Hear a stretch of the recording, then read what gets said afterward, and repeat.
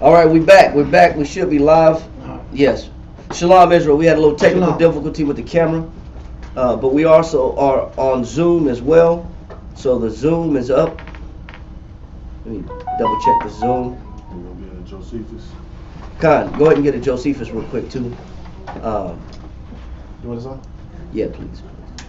Say a holiday for the Jews, huh? Yeah, Con. Hey, brother. We're going to read a little bit out of Josephus as well. So if you got one, go ahead and grab one. Here you go. Got your back. Got your back. Let me get that to you. Hey, cut. Never mind. It's all good. All right. Shalom, Israel. Shalom to all the brothers and sisters out there in Norfolk, Virginia, isbhpk, Norfolk, New York, Rochester, New York. We got brothers in Houston, right here about a couple hours from us in Houston, Texas. Shalom to them brothers also, and the sisters as well. Keeping the camps together, holding the camps together. We're coming up on a high holy day this weekend, and so we kind of want to just preface the class going into the holiday about what is the purpose of and the intention behind the holiday. Why is it critical? Why is it important to us as Jews, as being Hebrews? What does it matter to us? You know, because we coming out of this world have give me Hosea chapter 4 verse 1. What does it say? 6. I mean 4 and 6. Yeah, Hosea 4 and 6. 4 and 6. Hosea 4 and 6 says what? My people are destroyed for Yeah. lack of knowledge. Right. Read that. Oh. Real quick. I got you. Yeah, got it. Read it. Hosea chapter 4 and verse 6 reads, "My people are destroyed for the lack of knowledge." Okay, so a lot of times, especially us growing up here in America, we didn't know nothing about Hanukah. We didn't know anything about the high holy days that the Most High consecrated. That He said these days are holy. These days are you dedicate to me. These days, we didn't know anything about it. We celebrated what was given to us by tradition. We celebrated Thanksgiving, which is coming up tomorrow. So that's another man-made tradition, a man-made holiday. And these things are customs of the nations that took us captive. We didn't know or understand the importance of our religious holidays, our feast days, our festival days. Our own culture. All right, the days that we come together and actually eat together as a body and a unit and celebrate with one another. So this is still brand new to a lot of us, understanding that we're the children of Israel. We just thought we was Negroes or Hispanics or Mexicans or Puerto Ricans or Cubans, Dominicans, Jamaicans. We called ourselves those names of what our captives gave us, not the names that the Most High gave us. So we didn't understand why we were taken into captivity to begin with. But going into this history, this holiday in particular, hopefully we can get some understanding by the end of class on exactly what the Most High was doing by instituting and giving us Hanukkah as a day that we should celebrate, an 8-day celebration that we should look forward to as consecrated. And how should we conduct ourselves during this time? So we're going to read a lot, so let's go ahead and get started in 1 Maccabees chapter 1. And before you go there, get this definition real quick. Now, I don't want you to go ahead and read this definition. Come. Yeah, right here. Okay, right here? Mm-hmm. The highlighted one, right? Yeah. Everybody got a book? Everybody got a Bible? Yeah. All right. All right. International Standard Bible, Encyclopedia, dedication. Feast of Dedication. Feast of Dedication. A feast held by the Jews. It says it's a feast held by who? By the Jews. So it's special to us because we're the children of Israel. You know, and it's critical for us to know this. You know, when Christ was talking to the woman at the well, somebody read John chapter 4 real quick. Just want to. St. John? Yeah, St. John 4 and 12 real quick. When probably around verse 12. St. John? Yeah. Chapter 4. Somebody else read that. 12. Let somebody else That's read page that. 508 in the blue book. Page 508 in the blue book. 22, 4 and 22. St. John chapter 4 verse 22. Ye worship, ye know not what. Because this woman, the Samaritan woman, was trying to absorb herself into the Jewish culture, saying that our fathers prayed in these mountains. But this is the same woman that Christ told to go get him a drink, and she says the Jews have no dealings. We have no dealings with the Jews. Matter of fact, read that real quick. Verse 9. Read verse 9. St. John chapter 4, verse 9. Then said the woman of Samaria unto him, How is it that thou, being a Jew, It says this woman asked Christ, how is it that you, being a Jew, go ahead, askest drink of me? How are you asking me that you're a Jew? How are you asking me to get you some water? Why was that such a shock to this woman at the well in Samaria? In particular, Jacob's well. Read on. Which am a woman of Samaria. Read on. For the Jews have no dealing with the Samaritans. It says for the what? For the Jews have no dealing with the Samaritans. It said we don't deal with each other. We may share or occupy this land space, but we don't deal with each other. We don't believe the same thing. We don't worship the same thing. We don't follow the same customs. We don't have the same traditions. Y'all don't deal with us and we don't deal with you. So this is why it was such a shock for this woman to be asked of Christ, Yahweh Shai, go get me a drink of water. She said, we have no what? We have no dealings with the Samaritans. It says, the Jews have no dealings with the Samaritans. Now jump back up to verse 22. Now after she found out that Christ obviously was more than just a regular dude sitting at the well, that he was able to tell her that she's been dealing with 5 different men, then she said, oh, I assume you're a prophet. But then she wants to absorb herself in the culture all of a sudden. So you already knew that she knew she was different from the Jews. But read verse 22. St. John chapter 4, verse 22.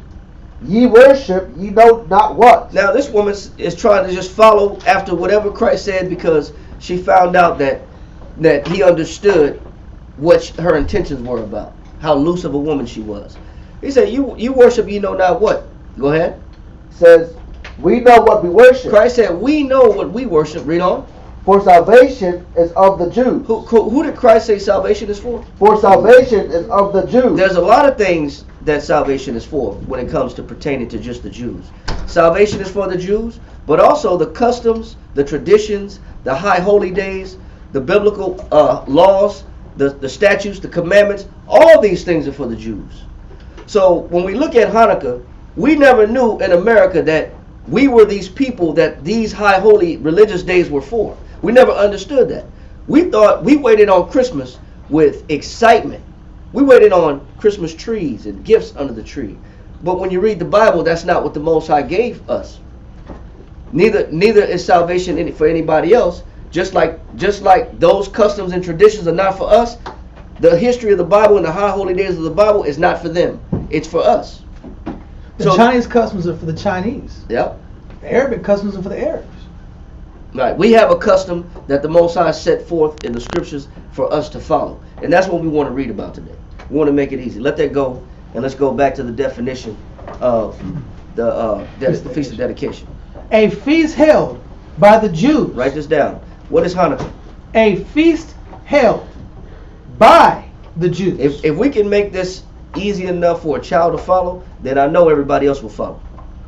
It says a feast held. What is Hanukkah? A feast held by the Jews. So if you run across anybody, you should be able to answer the question when somebody says, what is Hanukkah? Why do you celebrate Hanukkah? Why don't you celebrate Christmas?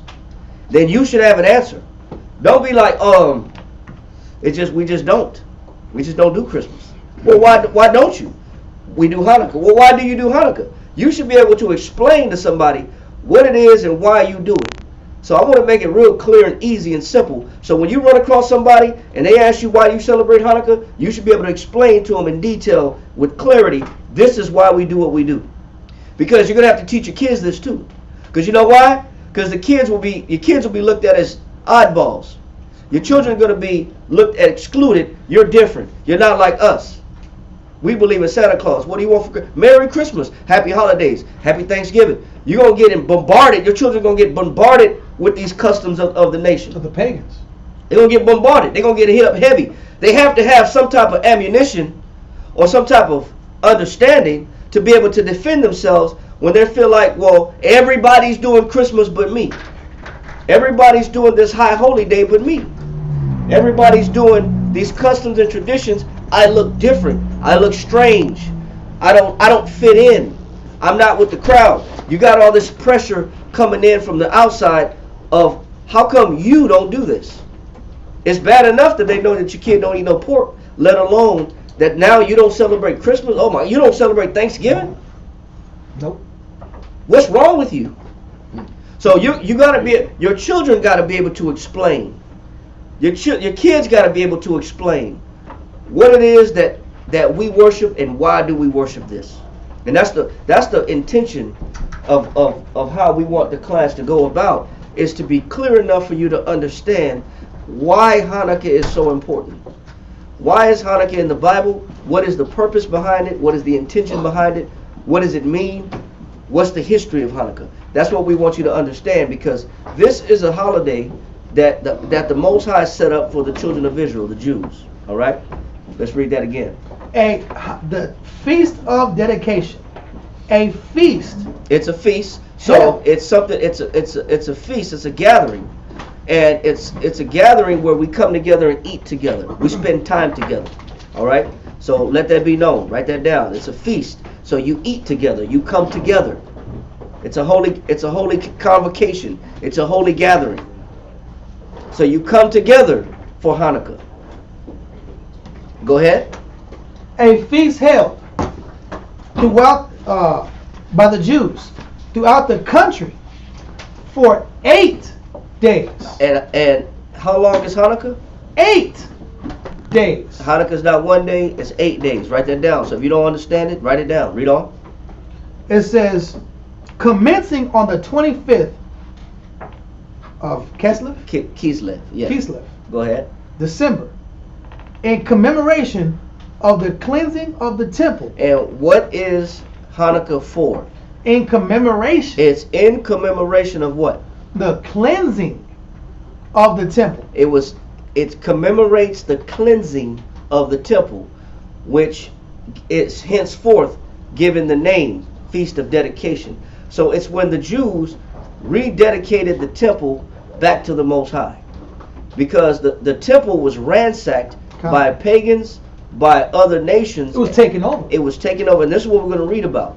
We're going to read about how the other nations ransacked and destroyed the temple in Jerusalem, and why the Most High let some men, through valor and through bravery and courage, restore the temple back to the Jews as a place of worship for the Most High.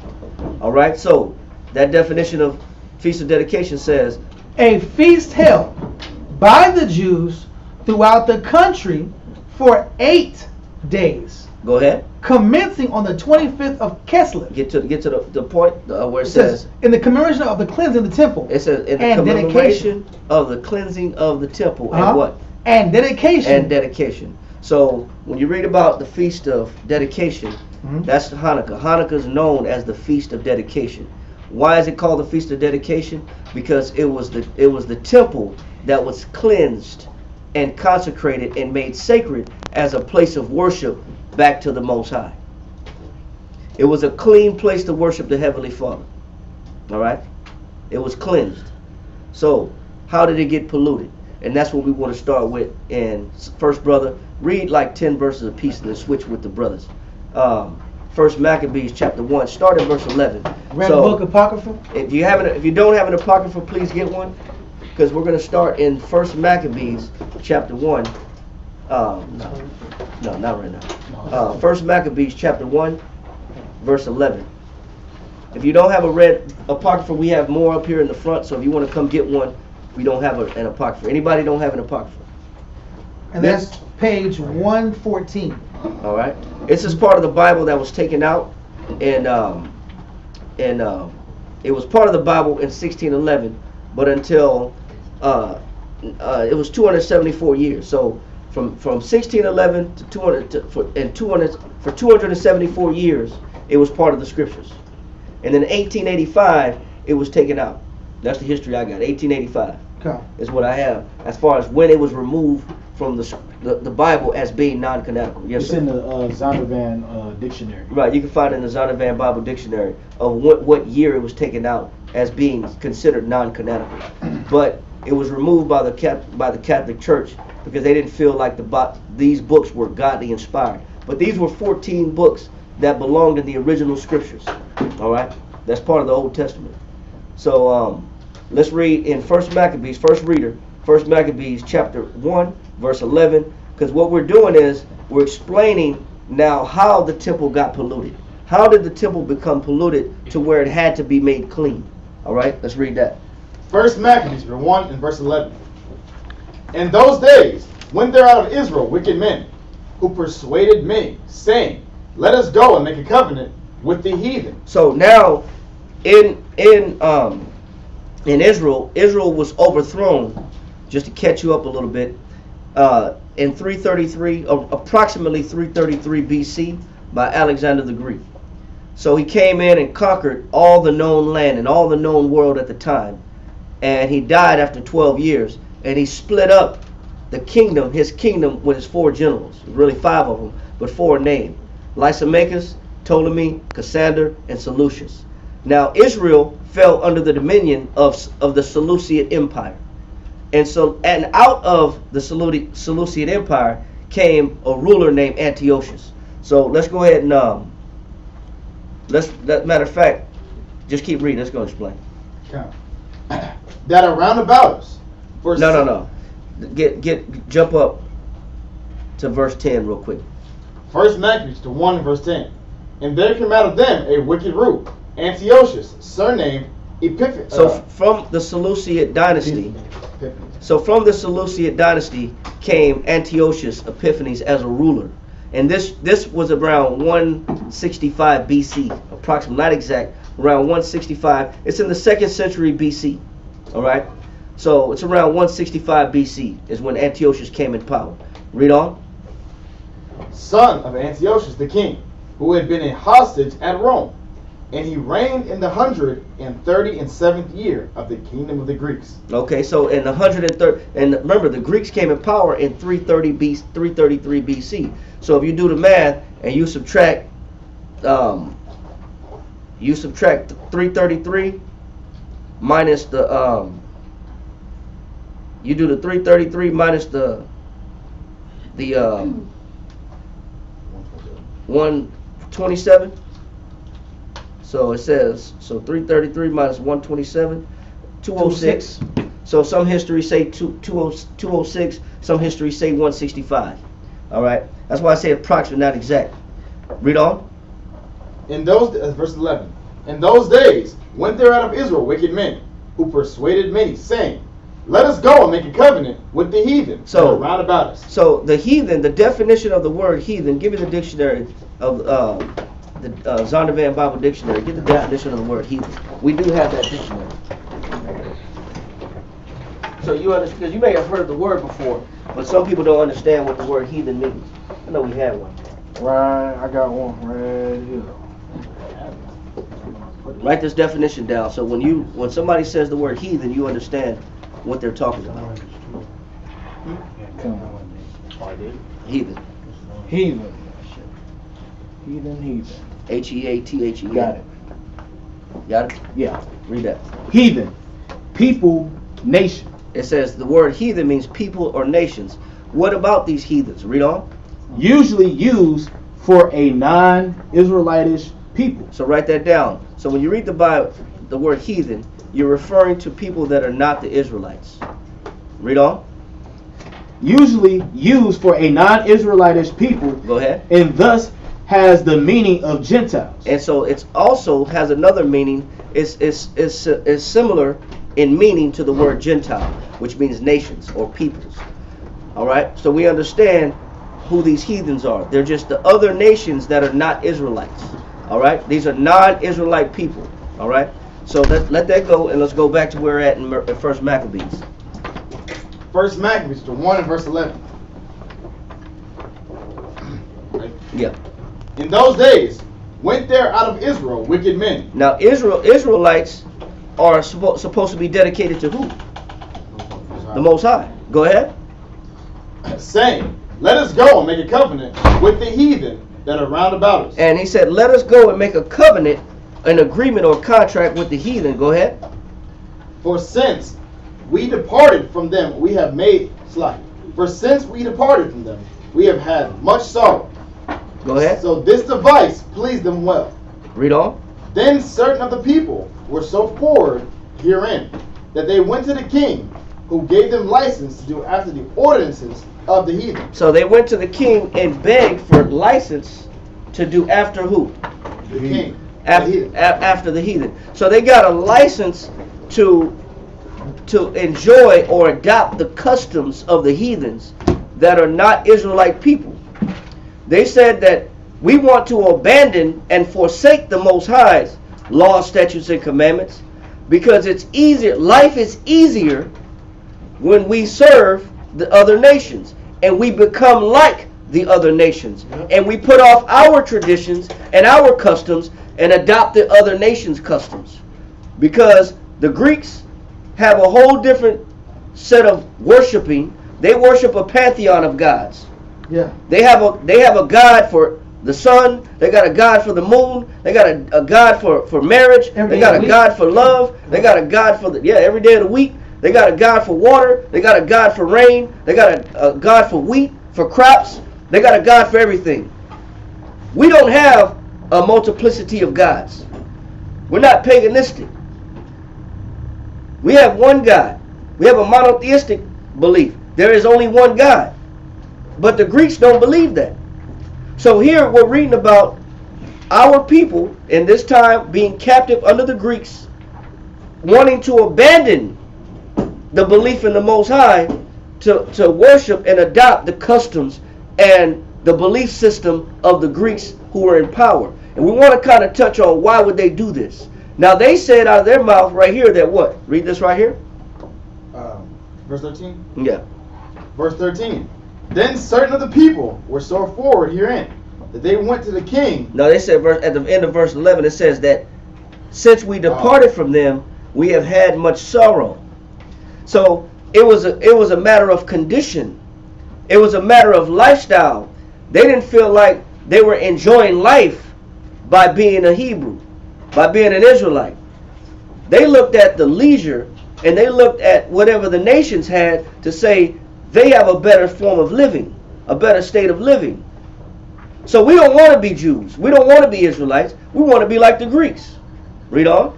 Verse 13. Verse 13. Then certain of the people were so forward herein that they went to the king, who gave them license to do after the ordinances of the heathen. Whereupon they built a place of exercise. It says they built a place of what? Exercise. Now, what do you call this place of exercise? Gymnasium. A gymnasium. What does the word gymnasium mean? Write this down. Somebody give me the definition of the word gymnasium. Because the word gymnasium comes from the Greeks. The Greeks created a workout facility called a gymnasium.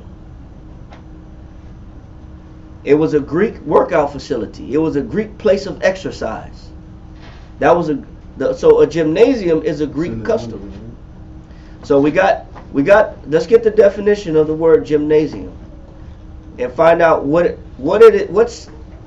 inside and what's going on inside this gymnasium that our people wanted to build just like the Greeks had. You want 1828 or I got etymology? No, I want the one that says how they exercise. This one says it. Yeah, that one says it? Okay, go ahead and read that. It says gymnasium. So this Greek word, which is this place that the Greeks built specifically to work out. We still got gymnasiums now. We got Planet Fitness. We got Lifetime Fitness. We got 24-hour fitness. We got Anytime Fitness. We got Gold's Gym. We got all kind of fitness facilities. But this was a Greek custom that we wanted to belong to.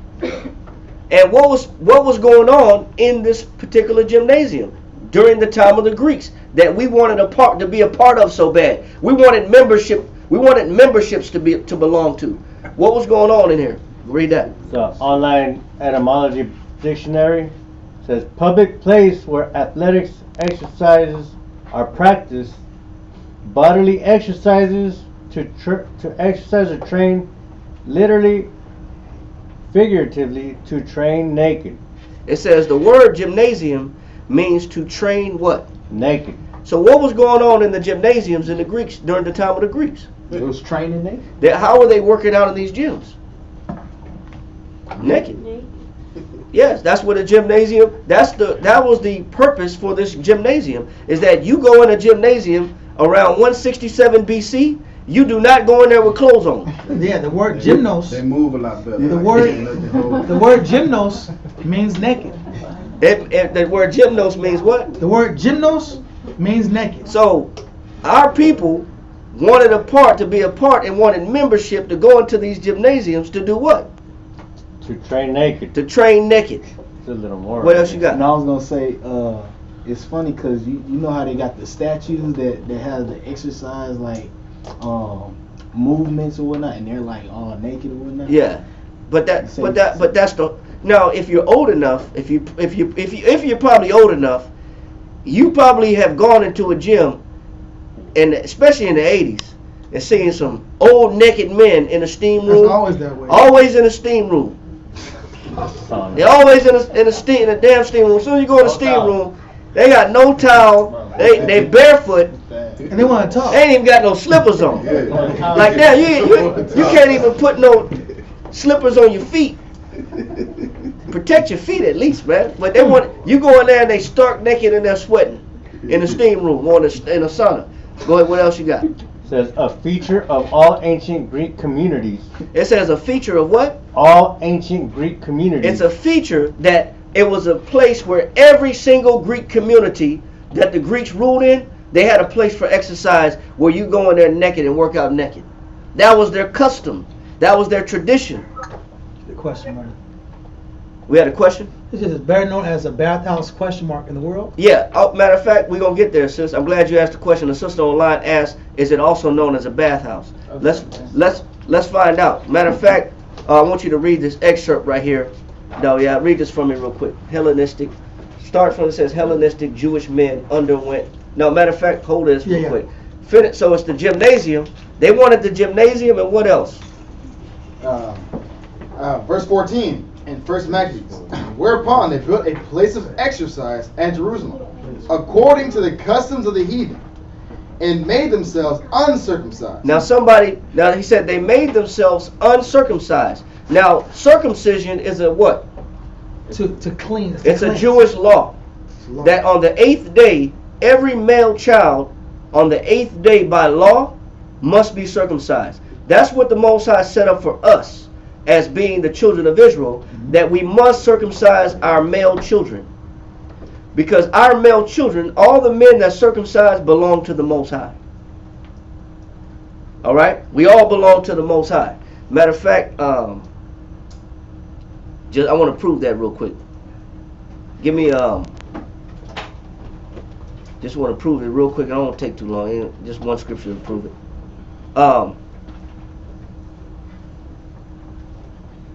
Exodus chapter 13.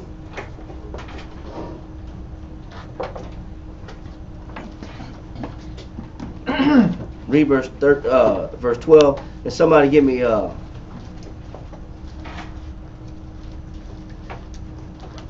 also Exodus 34:19. Read that.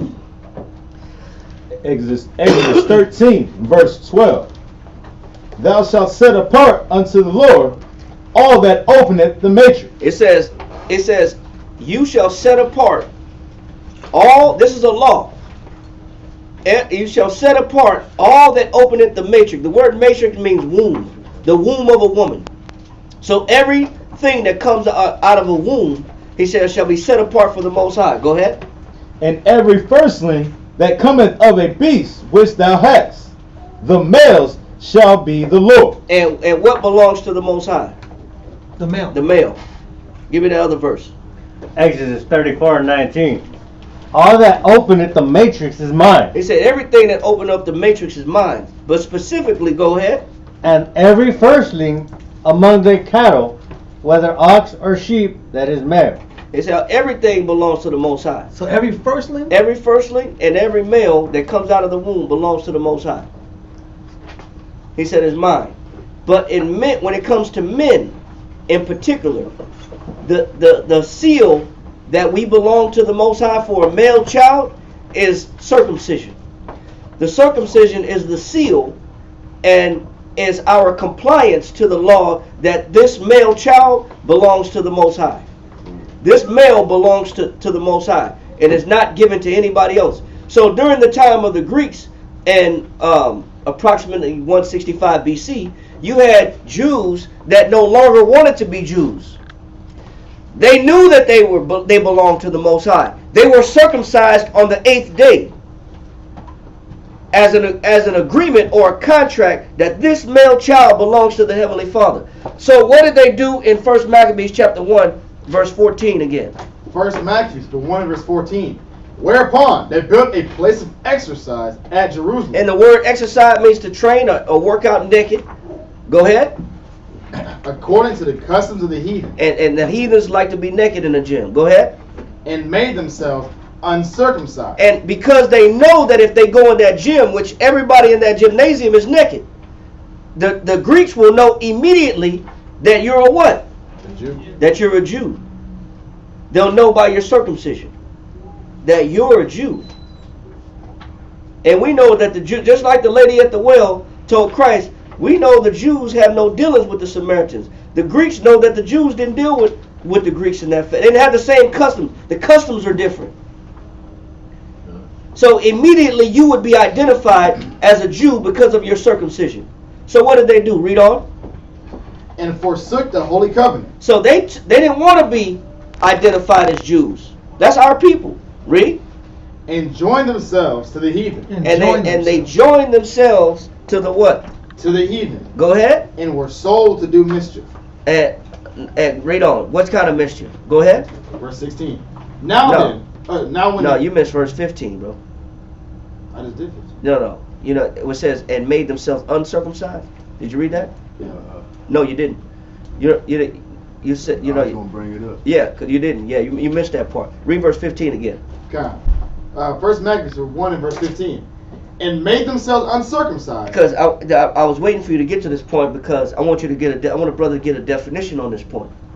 All right. Somebody give me the word epispasm. Epispasm right here.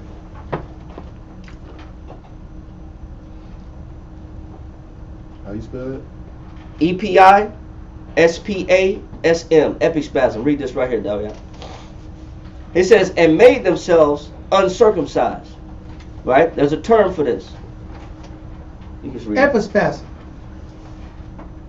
Hellenistic Jewish men underwent the operation. They underwent what? An operation. So they underwent an operation. Now give me that epispasm. EPISPASM. Epispasm. So this is the length we went to blend in with non-holy cultures. Right. We wanted to be like the Greeks so bad, we went and did a surgery to reverse the circumcision. Wow. We wanted to be part of the Greek culture so bad. So the word epispasm, read on. It says, in an effort to appease not the Greeks generally, but Greek men. It says, so our people wanted to get on board and to appease and satisfy who? Greek men. So we wanted to satisfy Greek men. Now, we built the place of exercise. We built the gymnasiums. Can you run that again? Hellenistic men what? Hellenistic. I got you. Yeah, read that one more Hellenistic Jew men underwent the operation in an effort to appease the Greeks. Generally, but specifically, Greek men. Go ahead. So they wanted to do, they reversed their circumcision to appease Greek men. Read on in that. Robert Hall's treatment of epispasm in 1 Maccabees is more robust than Goldstein's. So you had two writers about the lengths that they would go. One said that what this meant was that they just stopped circumcising their children. He says, but we know the verse says they made themselves uncircumcised. God. So they went to another length, just not allowing the new children to be circumcised, but they made themselves who are already circumcised uncircumcised. So Robert Hall is explaining the less that you would go when you actually take on the meaning of the word epispasm. Go Can I ahead. explain too? Yep. No, just read it. Yeah. Gotcha. All right. Overt says it says Goldstein's but still lacks an overt discussion about gender. Hall says some Jews probably submitted to epispasm. Go ahead. And he's explaining what this is. Go ahead. Because they shared the common Greek and Roman revulsion towards circumcision. So it says because they shared the same point of view and perspective of the Greeks, that they were repulsed at why would you cut yourself in the flesh? The Greeks and the Romans thought you were disgusting if you cut yourself down low and you were circumcised. They looked at it as a form of disgust. So they hit him with the peer pressure, like, what's wrong with Yeah, like what's wrong with your thing? You know what I'm saying? Just like now, Yeah. and just like nowadays, how there's pressure on a political level in California, especially to do what? God. Have the boys get what? Skirt? Cut up. Yeah, have them get snipped. Oh, okay. Wow. Yeah. That's the same type of energy that was going on that time period. But was to be circumcised or uncircumcised, as it is now. To do what? I don't say because we got children stuff, but Castrated. to castrate the men, Yeah. the male children. Yep. Go ahead. It says some Jews probably submitted to epispasm because they shared the common Greek and Roman revulsion towards circumcision. Jews of means naturally wished to participate. They wanted to what? Naturally wished to participate in gymnasium, Which we just read, that place, naked place to work out, to train naked. Go ahead. and bath. And what else? And bath. So not only did they have the gymnasiums, but they had these bathhouses. Wow. These bathhouses, like the sister asked, was these gymnasiums also known as bathhouses in the world? Yes, they were. A gymnasium was a place for exercise, but it was also a bathhouse. Now, we're here in San Antonio. We do have bathhouses that still exist from the 1940s, 1920s here in San Antonio. And I'll tell you this, I'm not, because we have children in here, I'm not going to get explicit to what goes on in these bathhouses. Matter of fact, one of these bathhouses is now a bookstore. And when you go into the bookstore and you go into the back of the bookstore, you actually see how the concrete tubs that they had were baths. Wow. And if you know, and I'll let you do your own research because we got children in here, about the extent that these men were going to in these bathhouses to find pleasure. But read on. It says, not only were these a chief means of recreation. It says not only was the gymnasium a chief means of what? Recreation. So why did the damn Jews wanted to forsake the Most High and their tradition and their circumcision so damn much? Read on. They also function as hubs For what? for business. What? Whoa. Wow. Why did the Jews want to forsake the commandments and forsake their circumcision? They were hubs for business. It was because the gymnasium is the place where the Greeks wealthy went to talk what? Business. Just like they say now, you want to talk business and close a deal, you go to the golf course. That's what they say now. You want to talk business, you want to negotiate and meet people and interact, and you want to spread your business and invite other people to invest into your business, go pick up golfing. They got a bathhouse. Yeah, they do got a bathhouse. So they got a bathhouse too. That's called a private club. Wow. That's called a members only club. That's where business deals and contracts are birthed. There's nothing new under the sun. So it made sense of why our people would go want to exercise damn naked so damn bad. Because who was in the bathhouse? Business leaders. This is what you call sellouts. This is the definition of a damn sellout. I'll sell out my culture. I'll sell out my laws, statutes, and commandments for a better opportunity financially. Read on. If Jews exercised or bathed while circumcised, they offended their Gentile neighbors. They did what? They offended their Gentile neighbors. You think you're going to get a better opportunity when you come in at gymnasium and you're circumcised? You know what that is? That's how many of our people now want to unidentify as a Jew that know they're Jews. How many of our people know they're Jews and will still cut off their beard? This is the means that our people will go to. There's nothing new under the sun. Our people still selling out the Most High to this day.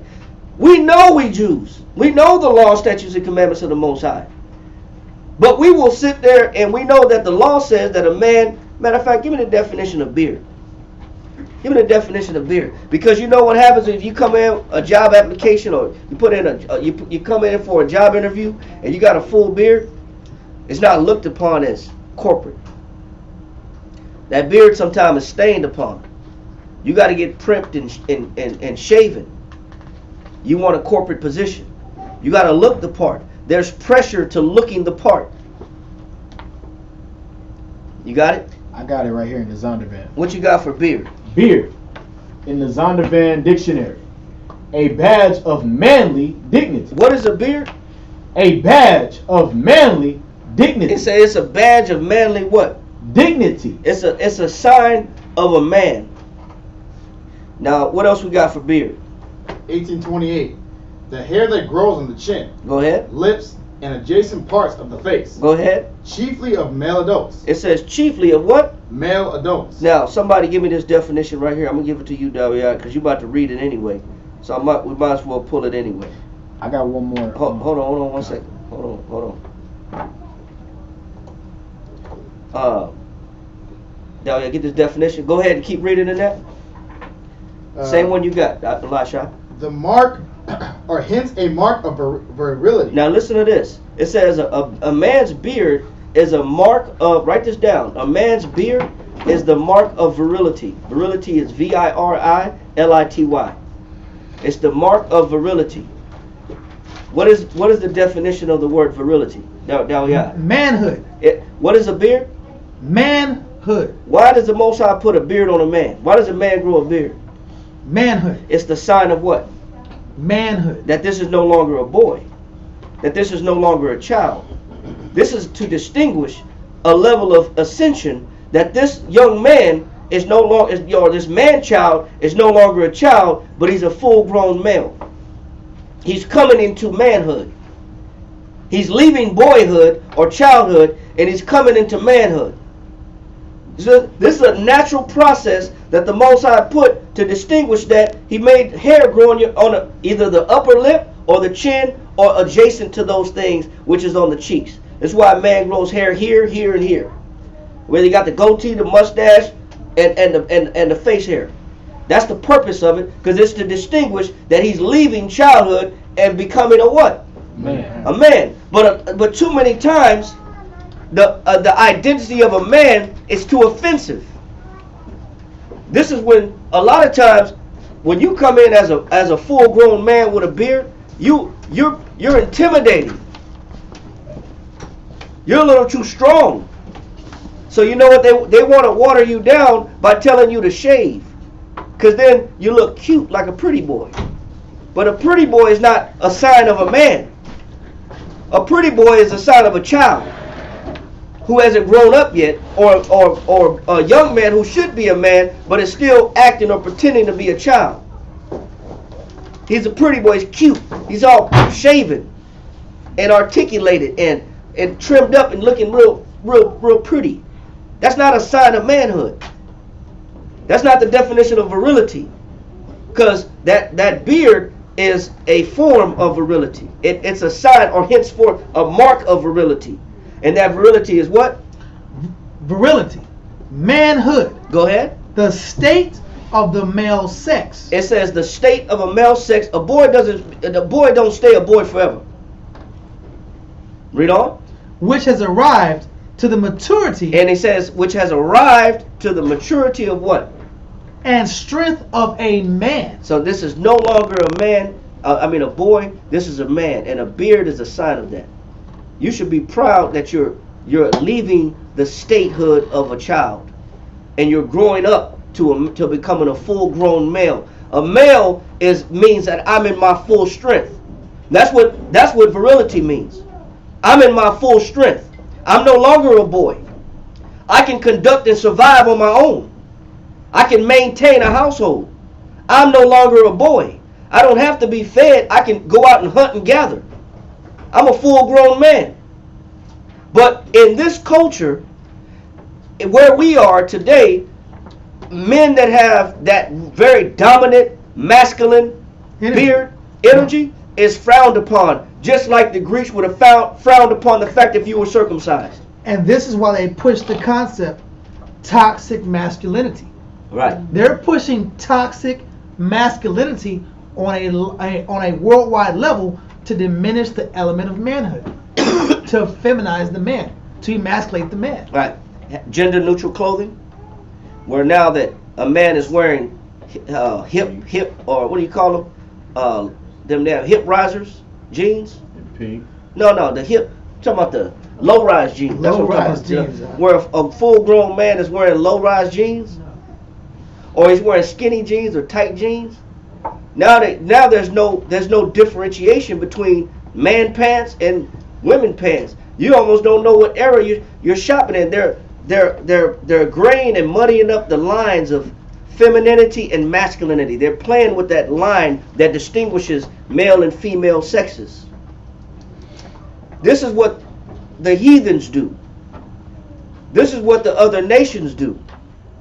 But the Most High tells you that there should be a distinguishable nature between a boy and a man, or a man to a woman. They're to be distinguished. Read on in virility. It says, and to the power of procreation. And this boy is no longer a boy, because now this boy is growing up to be a man because he can procreate. Now, just because our people that's young 16, 17-year-old young men can procreate, that still doesn't say that they're men. They still don't conduct themselves as men. They haven't reached that full-grown maturity. How can you say you've reached manhood and you're still living at your mama's house? Even birds kick their babies out the nest. Even birds do that. Even animals do that. You got to go. You got to get out. You got to get out there and fly. You got to get out there and grow up. You can't be the baby boy still living at your mama's house talking about I'm a man. Then you bring in your woman and your kids all back home to mama's house. You got everybody living in the house. That's a nightmare. That's a nightmare, man. That's what happens when that transition was defective from boyhood to manhood. There was a defective transition. Now mama raising a whole nother family. Plus, She's starting over. Yeah, she's starting all over again. She got a newborn, man. No, I was saying we experienced that today. Yeah. On the move. It's cool. It's cool. Yeah, it's all good, bro. It's all good. It's all good, man. Brothers that move out the house still do the same thing. Right? Yeah. And listen, if you're in the house, out the house, are you conducting yourself like a man? It's not just whose house you live in. It's are your decisions and are your manners like a biblical man? Now, so we understand. Now because that's a whole class within itself. But I just want to get to that's a whole class by itself right there. But let's get back to the definition of beard real quick. Beard in 1828. The hair that grows in the chin, lips, and adjacent parts of the face. Go ahead. Chiefly of male adults. Go ahead. Hence, a mark of virility. And we understood what virility meant. Go ahead. A gray beard, long beard, and reverend beard are terms for old age. Right. So a beard means something. It distinguishes something. It's a badge of masculine dignity. Yes, sir. No, I was just gonna say the last of it is right here. The definition. Go ahead. It say the Israelites were forbidden to shave off the corners of their beards. It says the Israelites were forbidden to do what? To shave off the corners of their beards. It says, so it's showing you that it was against the law for us to shave our beards. Yes, sir. Want that verse? Yeah, you can pull it. Leviticus 19:27. Yeah, read that. Leviticus 19, verse 27. So as an Israelite, now the Greeks should do it all day long. The Romans would do it all day long. But if you're an Israelite, you should maintain by law that badge of masculine dignity. Read that. Leviticus 19, verse 27. You shall not round the corners of your heads, neither shalt thou mar the corners of thy beard. And you should not mar. Mar means to damage. When you cut your face hair too low, you damage the hair follicles. And that's what you get scar tissue from. And from the scar tissue is where you develop crater face. This is why a lot of people got all kind of keloids and extra tissue and extra meat growing from their face because they've shaved too low. And now they got extra meat, hamburger meat, look like on their face, and they got the craters because the hair follicle grows like this, and it's like a peak. And through the hair follicle, a healthy hair follicle, it's like this, and the hair grows up through the middle of it. But when a hair follicle dies or becomes infected from being damaged, the hair follicle sinks and it caves in like a crater. So it's no longer up and erect. The hair follicle is sunk down and it's damaged. And once the hair follicle bed is damaged, no hair will grow out of that hair. Or you'll get ingrown hairs, and then you get the scar face. Now you got the pizza face. So this is what happens when you mar the corners of your beard. That's why the Most High said, but Israelites are forbidden to do that. All right, so we just read that, right? Okay, so now let's get back to where we at in First Maccabees. Because in the Greek culture, they didn't believe in circumcision. They didn't believe in serving the one God. And they damn sure didn't believe in man having the full masculine nature of a beard. They didn't believe in that. They wanted to effeminize the man.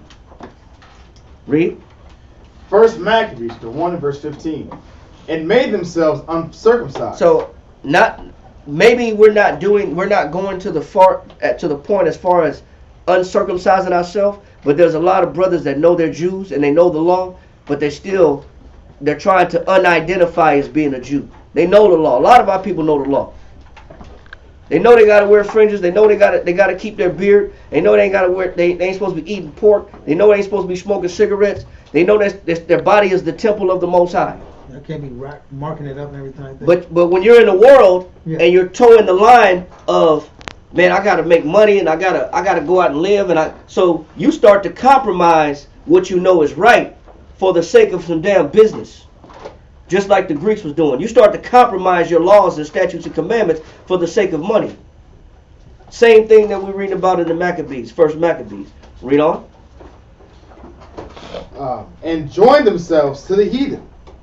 That's lucky, up a little bit. And forsook the holy covenant, and joined themselves to the heathen, and were sold to do mischief. Verse 16. Now, next reader. Okay. Verse 16. Start at verse 20. Okay, come. Verse 20. And after that Antiochus had smitten Egypt, he returned again in the 143rd year, and went up against Israel. So he said Antiochus, he wanted more power. He was hungry for power. So he went and conquered Egypt. And on his way back, he said, I'm gonna go ahead and conquer these Israelites. Read on. And after that Antiochus had smitten Egypt, he returned again in the 143rd year, and went up against Israel and Jerusalem with a great multitude, and entered proudly into the sanctuary, and took away the golden altar, and the candlestick of light, and all the vessels thereof. So the candlestick of light is the menorah, and all the golden vessels. So he ransacked the temple, with the place where we serve the Most High. Read on. Come. And the table of the shewbread, and the pouring vessels, and the vials, and the censers of gold, and the veil, and the crowns, and the golden ornaments that were before the temple, all which he pulled off. He took also the silver and the gold, and the precious vessels. Also he took the hidden treasures which he found. So he said he completely ransacked Jerusalem and destroyed the temple that Solomon built as a place of worship to serve the Most High. Now, just on one more point, because this is common amongst especially the young men. I didn't bring this up, but I want to just bring this point up real quick. Go to 2 Samuel chapter 10 and read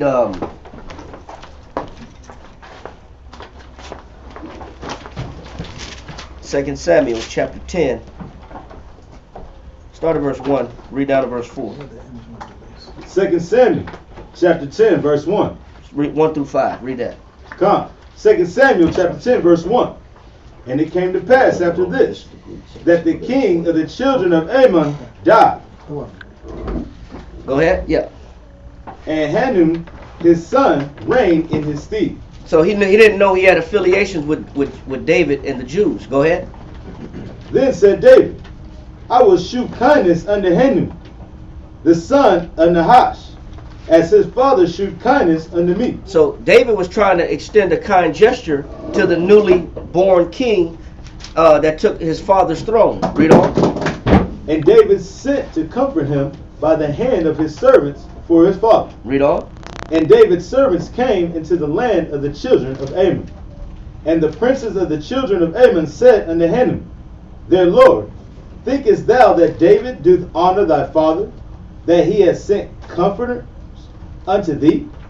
Have not David rather sent his servants unto thee to search the city, and to spy it out, and to overthrow it? So Hanun, this new young king, was listening to his advisors and misinterpreted David's kind gesture to send his servants to mourn the death of his father's passing.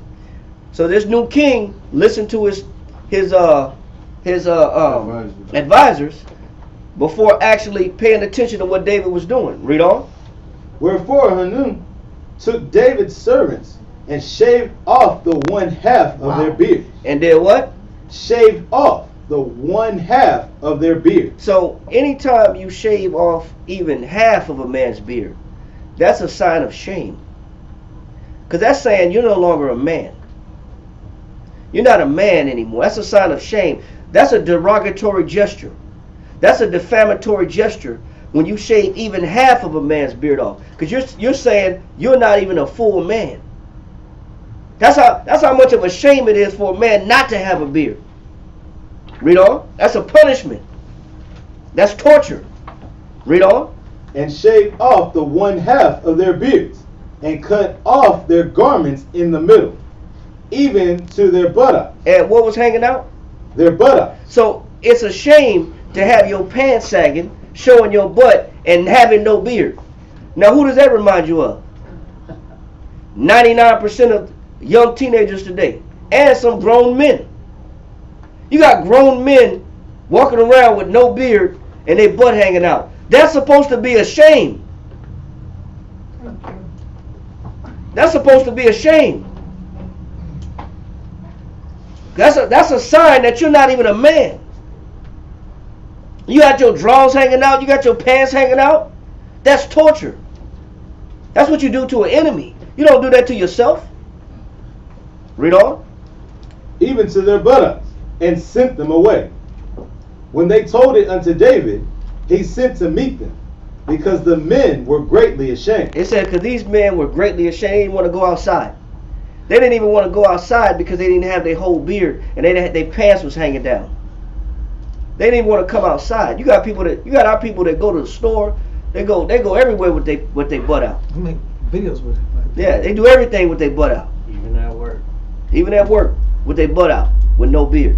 That's a damn shame. Read on. And the king said, tarry at Jericho. He said, y'all stay at Jericho. Go ahead. Until your beards be grown. Until when? Your beards be grown. Man, y'all stay at Jericho till your beards grow back. Then y'all come back to Jerusalem. That's a damn shame, man. But we got a people, we have a generation that voluntarily shave their beards and voluntarily have their buttocks hanging out. But wonder why they're not respected as men. And you wonder why you're not respected as a man. But you don't conduct yourself as a man. Anyway, just wanted to bring that up. Go back to where we was at in 1 Maccabees chapter 1. Come. 1 Maccabees chapter 1 and verse 23 reads, he took also the silver and the gold and the precious vessels. Also he took the hidden treasures, Page 114. which he found. And when he had taken all away, he went into his own land, having made a great massacre, and spoken very proudly. Therefore there was great mourning in Israel, in every place where they were, so that the princes and elders mourned, the virgins and young men were made feeble, and the beauty of women was changed. And the beauty of women was changed. This is what happens when you got other nations coming in to conquer you. They now dictate what your boys should look like. They come in and dictate what your women should look like. They come and dictate what clothes they should wear, what color clothes they should wear. They come and dictate what bathrooms they should use, what schools they should go to. This is what happens when you get overthrown and become conquered in the hand of your enemies. Your language is destroyed. Your customs is destroyed. Your traditions are destroyed. Everything about you of who you are as a person is destroyed. And this is what happens when you're in the hand of the heathens or of the other nations. Read on. Come. Verse 27. Every bridegroom took up lamentation, Come. and she that sat in the marriage chamber was in heaviness. The land also was moved for the inhabitants thereof, and all the house of Jacob was covered with confusion. And all the house of Jacob was what? Covered with confusion. Go ahead.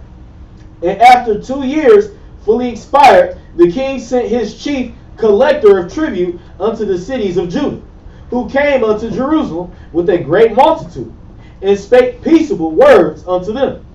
But all was deceit. But all was what? Deceit. It's all deceit. Now after 2 years of suffering and having their temple, their place of worship destroyed, now they came back to collect taxes and to pay and make sure they pay tribute. You just took down everything they have, and you still want to take whatever's remaining. And they'll come back and say, you know what? We're going to make peace with you guys. This was the Antiochus. This is what Antiochus, the ruler of the Greek Empire, was doing to our people. Saying we're going to come and we're going to set up, some better living conditions, but they didn't really care about the people. They just wanted taxes. They wanted tribute, just like today. Your money is taxed. They promise you liberty, give you sports, and give you games like the Romans did. Give you theater. They give you movies. You got a new movie coming out to gain your attention. As soon as that movie's over, you got a whole new Marvel movie coming out. Then you got TV shows to keep you occupied all day. Then you got video games to keep you occupied all day. Then you got sports playing all day. They're just keeping you distracted from serving your power. And while they keep you distracted and distorted from following the Most High, you're so bent and brainwashed on waiting on the next show to come on. What character is going to die off in the next TV series or the TV episode? Our people are so confused. They don't even know who they belong to. This is why it's important that we do these kind of classes, because all our people is waiting on is Thanksgiving. And where they gonna eat at? And who got gravy? And who got the fixings in the house? That's all our people waiting on. But we got to come back to our customs, because we've been put to confusion several times over in history. This is not the first time we've been destroyed and repudiated as a nation of people, and have been sitting down waiting on a handout from our masters. Wow. Yep. Read on. Come. And spake peaceable words unto them, but all was deceit. For when they had given him credence, he fell suddenly upon the city, and smote it very sore, and destroyed much people of Israel. And when he had taken the spoils of the city, he set it on fire. He set the city on fire. Go ahead. And pulled down the houses and walls thereof on every side. But the women and children took they captive, and possessed the cattle. Then builded they the city of David with a great and strong wall, and with mighty towers, and made it a strong hold for them. So the enemies have now occupied the city of David. And the enemies, the Gentiles, now have occupation over the temple of the Most High. This happened during the overthrow of Jerusalem in around 165 BC by the Greeks. In particular, Antiochus Epiphanes. Go ahead. Come. Verse 34. And they put therein a sinful nation, wicked men, and fortified themselves therein. So the place of worship became a place of whatever the Gentiles like to do. Now we also know that the Gentiles, especially the Greeks, are heavy homosexuals and heavy lesbians. That's where you get the word lesbian from the island of Lesbos in Greece, where women would have picnics, and they would do more than just, they would be picnics of pleasure. And that's where you get the word lesbian from. That's where it comes from. This is the Greek culture. Read on. Come. Verse 35. They stored it also with armor and victuals. And when they had gathered together the spoils of Jerusalem, they laid them up there. And so they became a sore snare. For it was a place to lie in wait against the sanctuary and an evil adversary to Israel. Thus they shed innocent blood. They did what? Shed innocent blood. What verse you want? 37. Go ahead. Thus they shed innocent blood on every side of the sanctuary and defiled it. All right, stop right there. Next reader. Verse 38.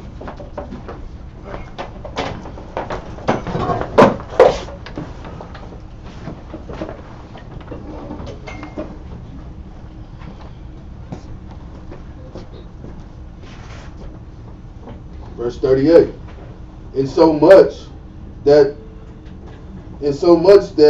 the habitations of Jerusalem fled because of them, whereupon the city was made an habitation of strangers. Go ahead. And became strangers to those that were born in her, and her own children left her. Her sanctuary was laid waste like a wilderness. Go ahead. Her feasts were turned into mourning, her Sabbaths into reproach. Her honor is into contempt. So it's showing you that the place where we go to serve God, serve the Most High, where we pray, where we send up sacrifices to the Most High to get His attention and His favor, that place was destroyed. So we had no connection like we did when Solomon built the temple.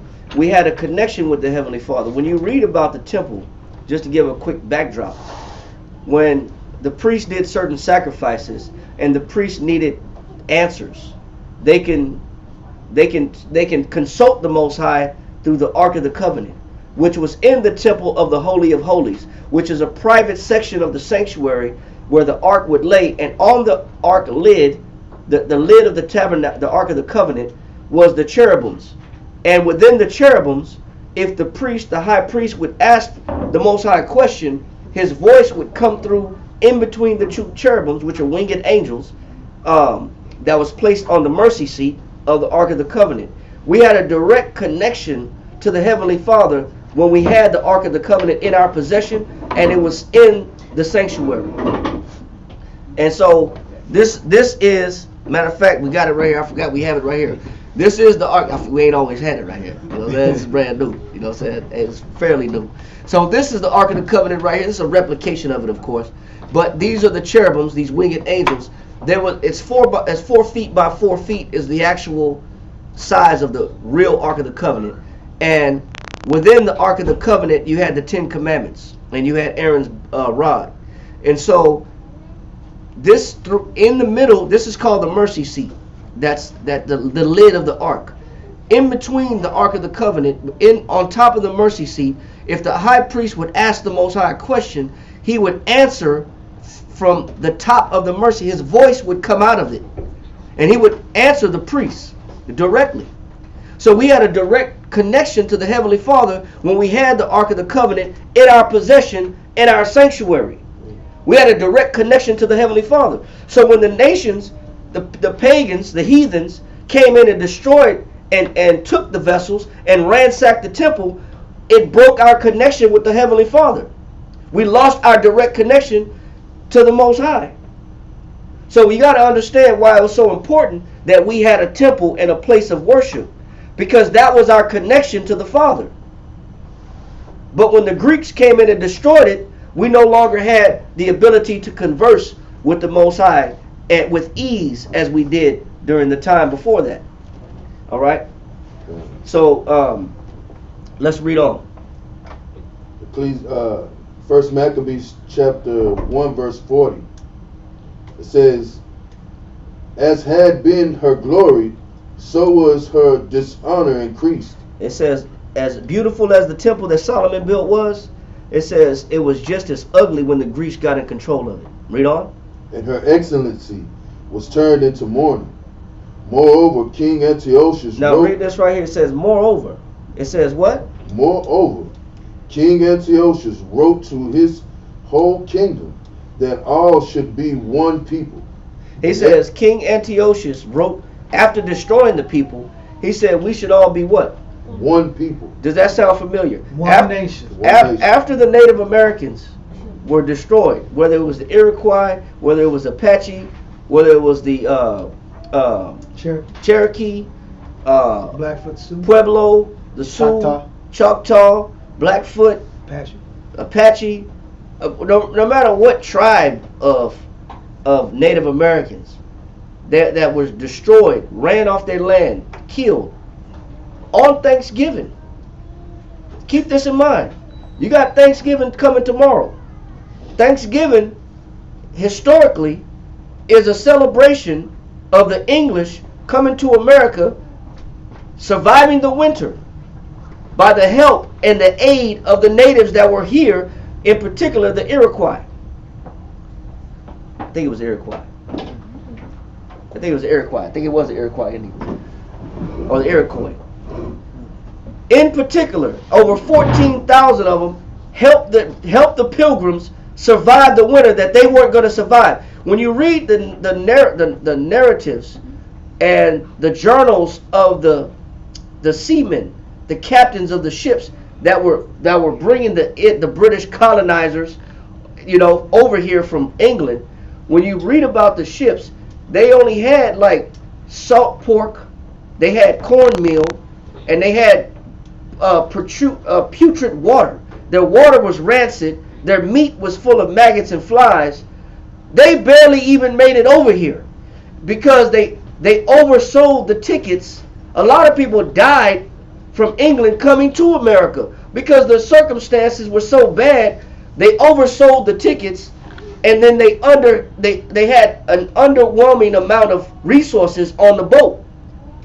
So you had these seafaring people selling tickets to the British of a new opportunity to leave the poverty of Europe, because it was a social class in Europe. Either you were rich or you were poor, and you were nobody. So all the nobodies of Europe, all the poor of Europe, wanted a new place to start off with, new land where they could not be under the British control. That was the purpose of them coming to America, was to escape poverty out of England. Because by this time, when you read history, England was already saturated with crime and poverty, and it was already overpopulated, and it was full of derelicts and homeless people. They were already homeless in England during this time. Like LA? Like LA Skid Row. Yeah. That was already in England. In London in particular. So when they saw an opportunity to get the hell out of England, they jumped on a boat, bought a ticket, but the captains of these ships didn't tell these people we don't have enough water. They didn't tell these people we don't have enough cornmeal. They didn't tell these people we didn't have enough salt pork and dehydrated meat. So when they got on a ship and they got on their way over here, half the people died. And it was cramped conditions. So when they got over here, it even tells you that some of the English had already resorted to cannibalism. This is history. They was already eating the dead bodies by the time they got over to America. So here they come into this plush land full of millions and millions of buffalo. 60 million buffalo. 100 million buffalo. They tell you that the wheat and the corn in America when they first got over here was 6 feet tall. Wheat was 6 feet tall. The corn was in abundance. These Indians was eating good. And they came over here as cannibals, looking for a fresh start. And you know what they got for their reward for inviting these pilgrims into their houses and their villages? After these pilgrims survived the winter, What did the Indians get in return? Anybody know? But you know, the Indians, like I said, they got disease and they got killed and they got ran off their land. That was the reward for Thanksgiving. So as you heat up your ovens, tomorrow, and you slice that damn turkey up, and you watch your football game, Cowboys versus the Redskins, right? Why do they always got the Cowboys versus the Redskins? Is there a reason why they always put the Cowboys and the Redskins on for Thanksgiving? What is that about? Who's the Cowboys and who's the Redskins?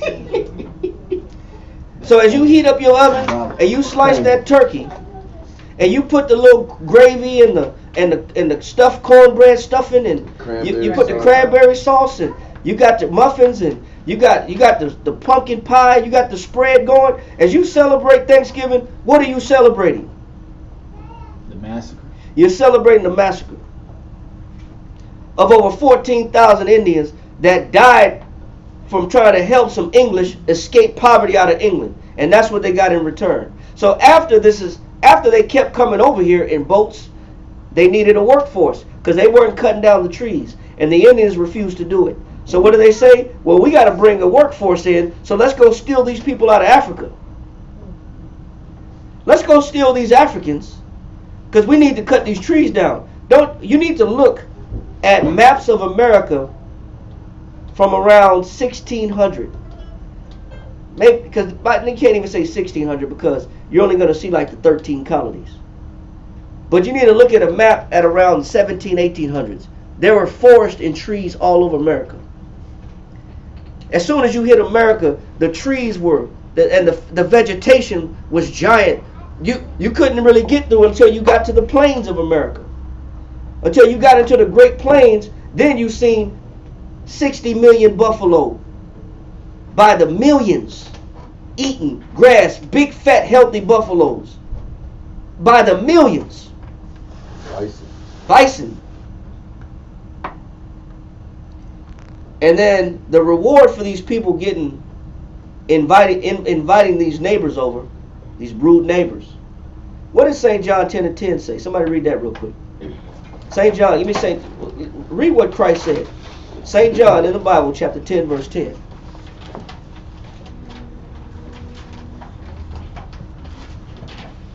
That's a great point. Why the president always pardon the white turkey and all the brown ones are condemned for pagan feasts? That's a great point. I didn't know that. Classic white supremacy. Yeah, he say the white turkey. Yeah. St. John chapter 10, verse 10. Go ahead. The thief cometh not, but for to steal and to kill and to destroy. So Christ out of his own mouth said the thief has one purpose. What is the purpose of the thief? The thief cometh not, but for to steal. So the thief has an objective. So the thief comes to your land, to your house, to your home, for what purpose? To steal. He's going to steal what you got. He's going to steal your resources. What else? And to kill. And if he can't steal it from you, then he'll what? Kill. He'll kill you. And if you're too strong to kill, and you're too strong for him to steal it, then what will he do? And to destroy. He'll burn it down. If I can't steal it from you, and I can't take it from you, and you're too strong for me to kill, then I'll destroy it. So that's what the purpose of the slaying of the 60. That's just a rough estimate. Some people say it was over 100 million buffalo. That was the reason of the shooting of all the buffalo, is because the Indians were too strong to kill and eradicate. So the objective was, since they're too strong to kill, we're going to kill their food source. We're going to destroy their source of meat. That's why they shot 60 million to 100 million buffalo. Because the Indians were surviving off the buffalo, and they were too strong. So they said, we're going to wipe out their food source. So as you heat up your ovens, keep this in mind what you're celebrating. You're celebrating the massacre of a people. That wasn't a holiday for us. That's a holiday for the Greeks. That's a holiday for the Romans. That's a holiday for the British. That's a holiday for the English. That's a holiday for the Pilgrims. That's not a holiday for us. What we got in return was theft, murder, and destruction. And because the Indians said we'd rather die than work for you, then they went over to Africa and did what? Somebody give me Exodus chapter 21.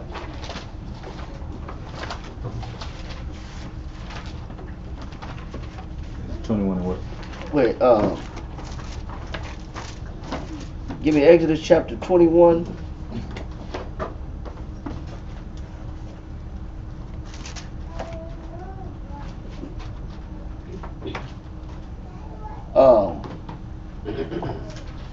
Give me Exodus chapter 21 and 16. Read that. Exodus chapter 21 and verse 16. Let's find out if this is a good thing. Let's read what this says. Read this. Exodus 21 verse 16. Read that. And he that stealeth a man. What does the Bible say? And he that stealeth a man. Because the Indians refused to work for the British or the English. They said we'd rather die than work for you. Then the British said we need another workforce. We need a stronger workforce that can survive malaria, and they can survive disease. They can survive smallpox. See, when you read these slave chronicles right here, when you read these slave narratives, now check this out. This is why, listen to this so you understand why it was so important to go get these Negroes from Africa. Read that right there, Dahlia. Right here on this side, but read the whole thing. All right. To be sold. This came from an actual newspaper. Read. To be sold on board the ship Bansi, Yolande, on Tuesday, the 6th of May, next at Ashley's Ferry, a choice cargo. So a fresh cargo of what? Of about 250 fine, healthy Negroes just arrived. It said because the Indians didn't want to serve and chop these trees down and farm the land for what do you think happened in the Alamo? What do you think the missions are? What do you think Mission Esparza is here in San Antonio? What do you think Mission San Jose is here in San Antonio?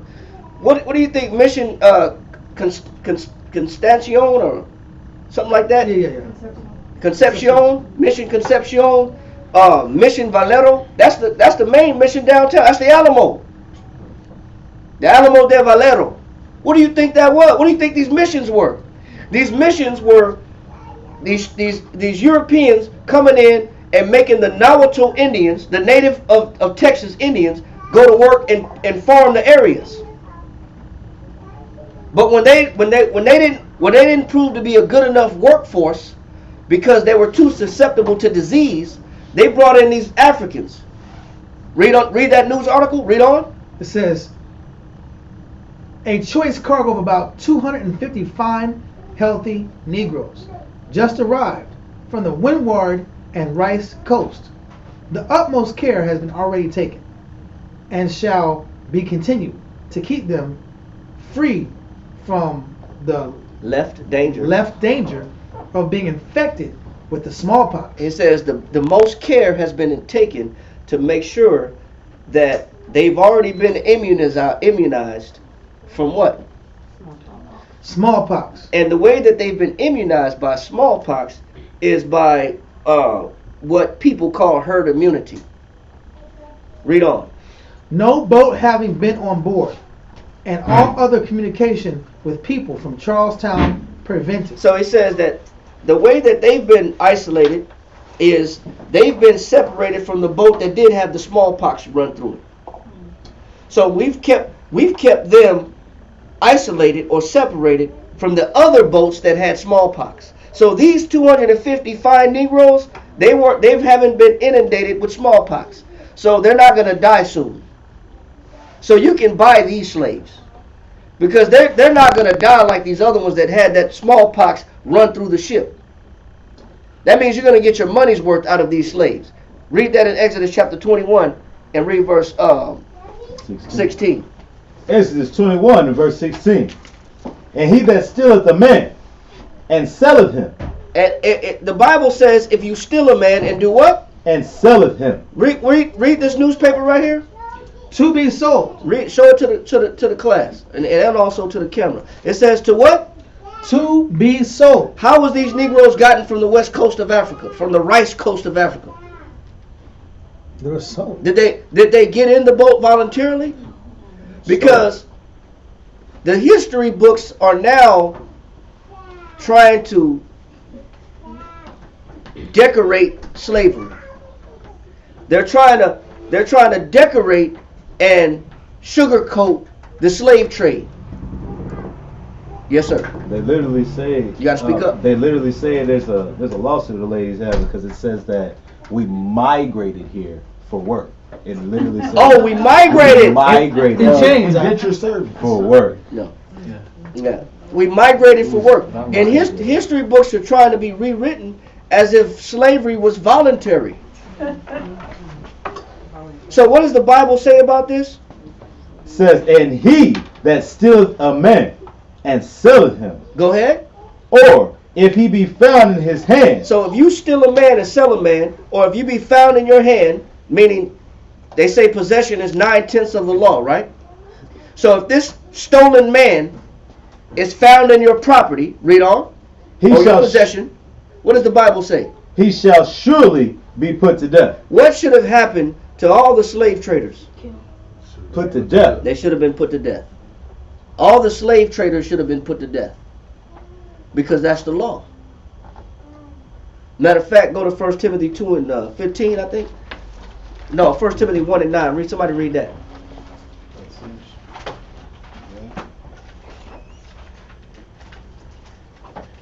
You know how many when you read the chronicles and the journals of these shipmen, these shipmates that were, and these captains that were coming over here, they said the conditions were so horrible, it was like a nightmare. They said it was worse than a butcher's meat market, because you had blood and you had pus and you had bodily fluids swaying back and forth on the boat as the boat rocked side to side in the water. You had about 2 to 3 inches of blood, urine, feces, vomit, all kind of fluids swishing back and forth on the floor. And they said it was the sight of it and the smell of it was worse than a butcher's market.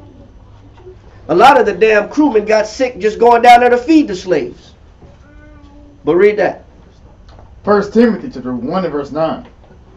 That's right? Yeah. Okay, come on. Knowing this, that the law is not made for a righteous man, Read on. but for the lawless. It says, but this is why the Most High has to put a law where if you get caught with a man, you get found with a stolen, you steal a man. Whether you're kidnapping, whether you're trafficking, human trafficking, whether you selling kids on a slave market, anybody and everybody caught should be put to death. He said the law is made for who? The law. Lawless. For the lawless. People that don't have no damn order. That's why you got to put a law like this in the Bible. Because if not, people think they can get away with slavery. Just like today, people think that they're going to get away with slavery. No, Europeans will not get away with slavery according to the Bible. He said the law is made for the lawless. For who else? And disobedient. And for the who? Disobedient. And for who else? And for the ungodly. For the who? Ungodly. It's ungodly people. Ungodly people, not real Christians. Not real believers in Christ. Not real believers in God. Not that a real believer and a real Christian wouldn't do this. Would they? Because they know the law. They know it's against the law to steal a man and sell a man. So a real believer, a real Christian wouldn't be doing this. They wouldn't co-sign this behavior and this market. They're the same ones that taught us that Christian religion in the first place. And they still come back around and teach you the Christianity. But they don't teach you the laws. Okay. Because if they taught you the laws, then they'd be guilty of the law themselves. How come they don't teach you the Bible? Read on. And for sinners, for unholy and profane, for murderers It of says fathers. the law is made for who? Murderers of fathers. How many men died on them slave ships? How many Native Americans died when the European pilgrims got here? Millions. Millions. Read on. And murderers of mothers. And how many Native American mothers died during the Spanish conquest of Central and South America and North America? Because the Spanish had America first, before the French and the English and the Dutch. Millions. Huh? Millions. Millions. How many mothers died? Millions. How many fathers died? Millions. Read on. For manslayers. That's for homicidal maniacs. Because that's what a manslayer is. That's homicide. That's premeditated murder. You knew what you was doing. You knew what you were doing when you killed all the buffalo. You knew what you were doing when you were handing out blankets to these Native Americans with smallpox. You knew what you was doing. That's homicide. Killing fathers, that's patricide. You killing mothers, that's matricide. You killing babies, that's infanticide.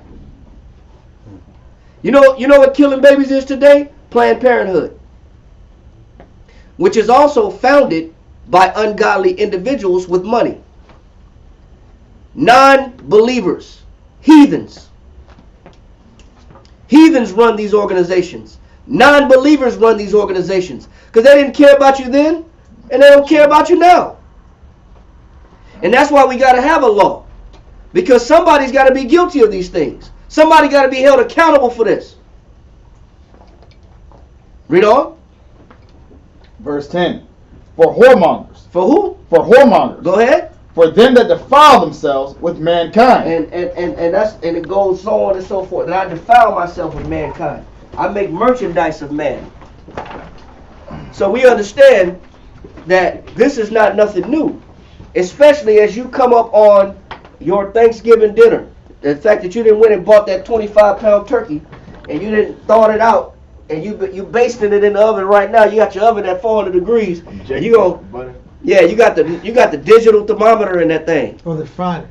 Or you frying it with peanut oil. I don't care what you do. You're celebrating and commemorating a massacre.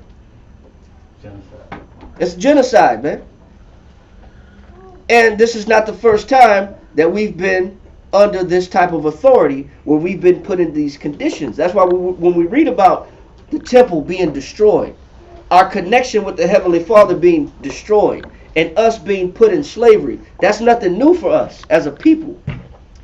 It's happened before and it's happened again, and we're still in the hands of the people that took us slaves. We haven't left yet. We're still here. I thought it was free. We're not free. Read on.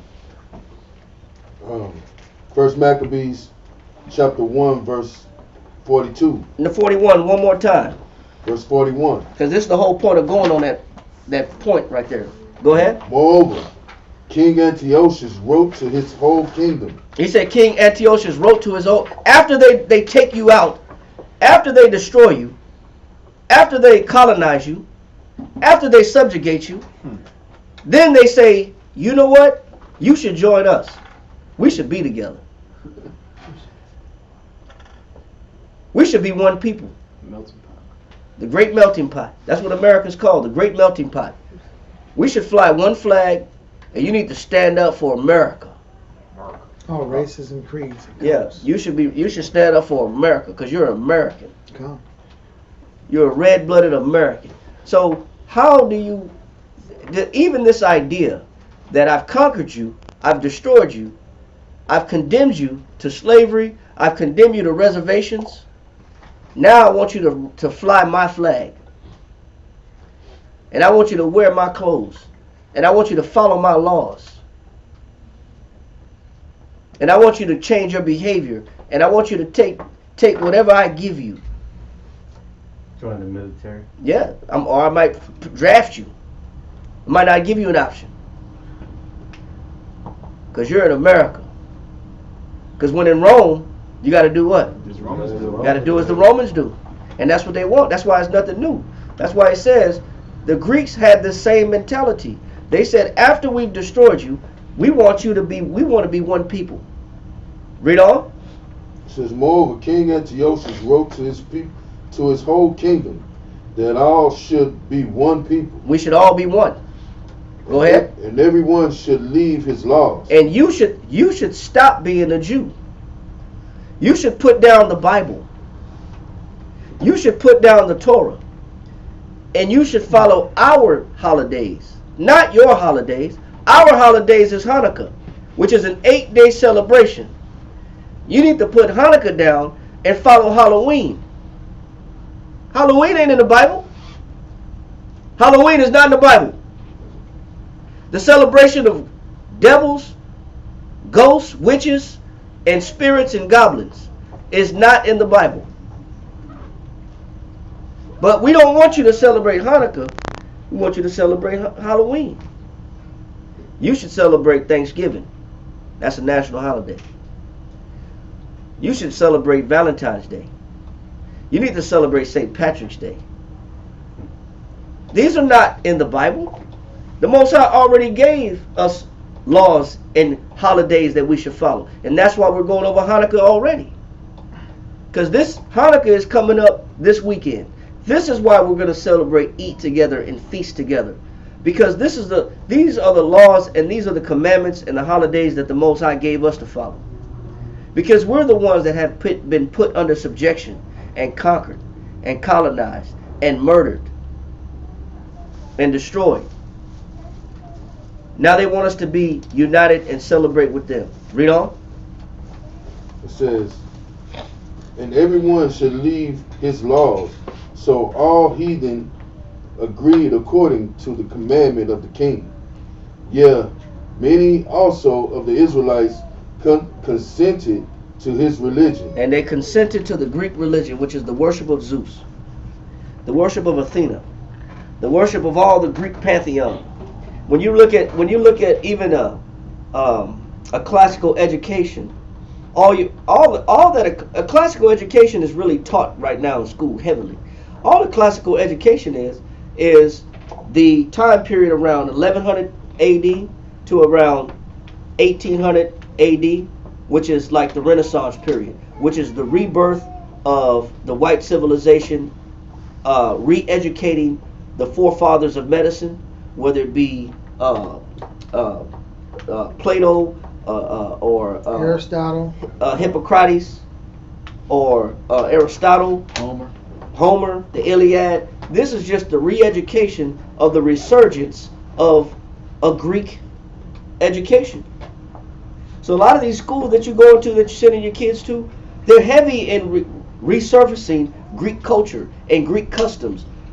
You know, your kids will already be reading about the Epic of Gilgamesh. They're already reading about the Iliad and the Odyssey.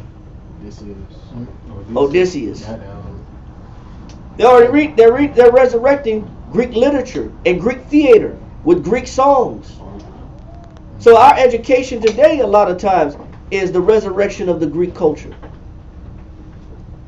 And then you get into these fraternities and these sororities to resurrect Greek culture. So this is still being pushed today.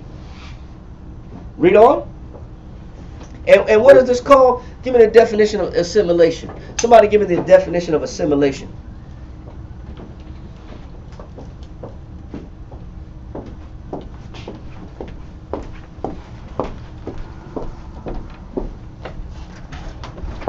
Somebody look out. Give me the definition of assimilation. Assimilation, 1828, point 2.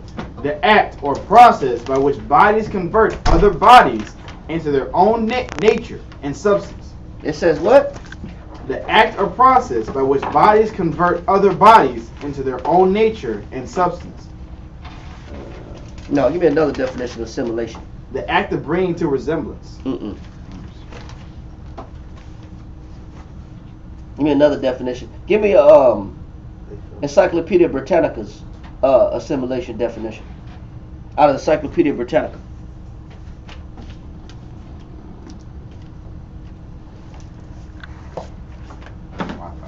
I got it right here. Assimilation in anthropology and sociology. This is the definition of the word assimilation. In anthropology and sociology, the process whereby individuals or groups of differing ethnic heritage. Write this down. Assimilation. In anthropology and sociology, the process whereby individuals or groups of differing ethnic heritage are absorbed into the dominant culture of society. Y'all got that? I'll read it again. Assimilation. That's from where? Encyclopedia Britannica's definition. Assimilation. In anthropology and sociology, the process whereby individuals or groups of differing ethnic heritage are absorbed into the dominant culture of a society. That's what it means to assimilate. Now, when you read and you hear about some political news, I don't really watch too much of that, but when you hear political news of why they don't want to let immigrants from Mexico coming into America, why they're putting the border wall up and making it high, and they got border patrol and all these different agents on the border. They're on the border because one of the rhetoric of the news and politicians is that why let these Mexicans come over to America, because they're not going to assimilate. That's the word they use. They're not going to assimilate into American culture. They're going to come over here. There's a fear that Mexicans are going to come over here and bring their own culture to America. So we don't want that. We want them to assimilate to our culture. And this is one of the main reasons why the border is such a division and such it's so highly patrolled, is because there's a fear that they're not going to assimilate. They're not going to adopt American culture. They're not going to adopt American ways of life. They're not going to adopt American language. They're going to come over here and bring Spanish, and then Spanish will be the dominant language. There's a fear. So that fear is that this non-assimilation is got these individuals afraid. And this is why they're so stuck on removing people from coming in and sending them back, deporting them. It's out of fear. Because this is what they want you to do. They want you to assimilate. Somebody read that definition. You had it up. Something I know, but I told you I'd write it down.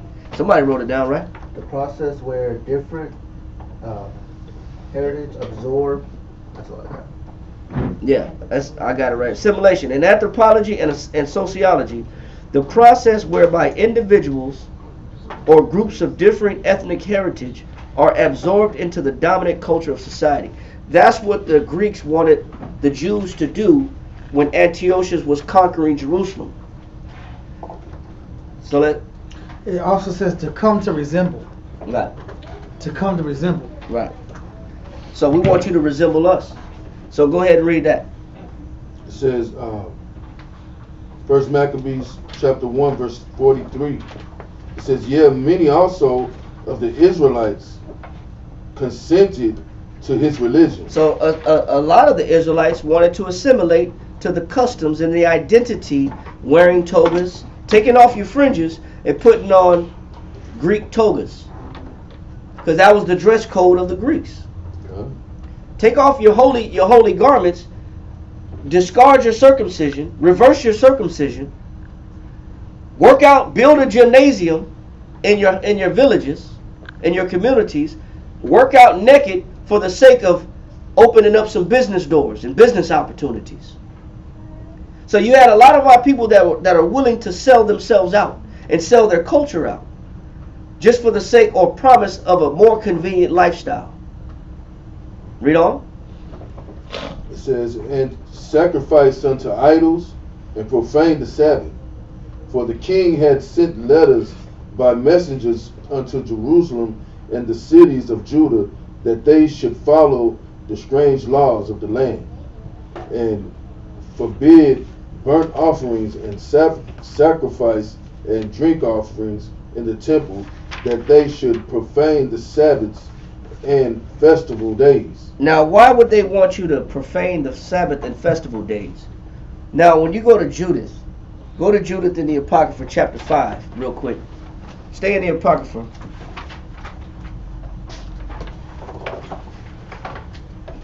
Go to Judith chapter 5, and I want you to start at verse 1.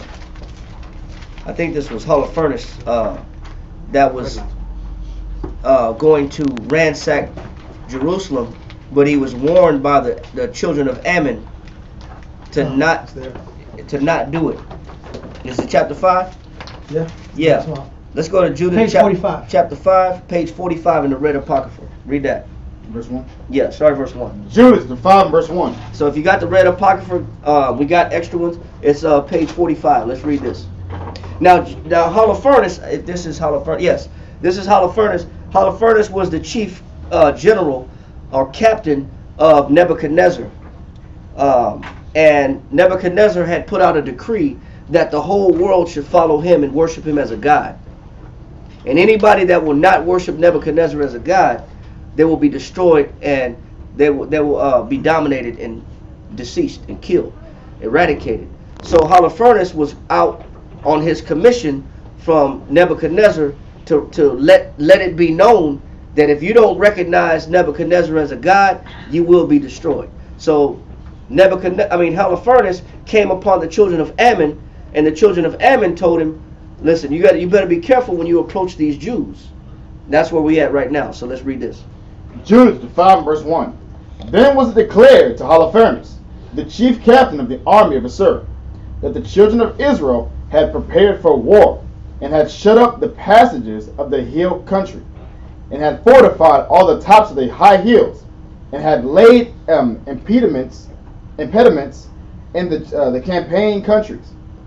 Verse 2. Wherewith he was very angry, and called all the princes of Moab, and the captains of Ammon, and all the governors of the sea coast. And he said unto them, Tell me now, ye sons of Chanaan, who this people is. Canaan. Oh, Canaan. Who this people is that dwelleth in the hill country, and what are the cities that they inhabit? He's trying to get a report and a readout on who this new enemy is that refuses to pay homage to Nebuchadnezzar. He says, tell me who these people are, because y'all are their neighbors. You're the neighbor of the children of Israel, so you know more about these people than we do. But all we know is that if they don't pay honor to Nebuchadnezzar, we're going to kill them. Read on. And what is the multitude of their army? And wherein is their power and strength?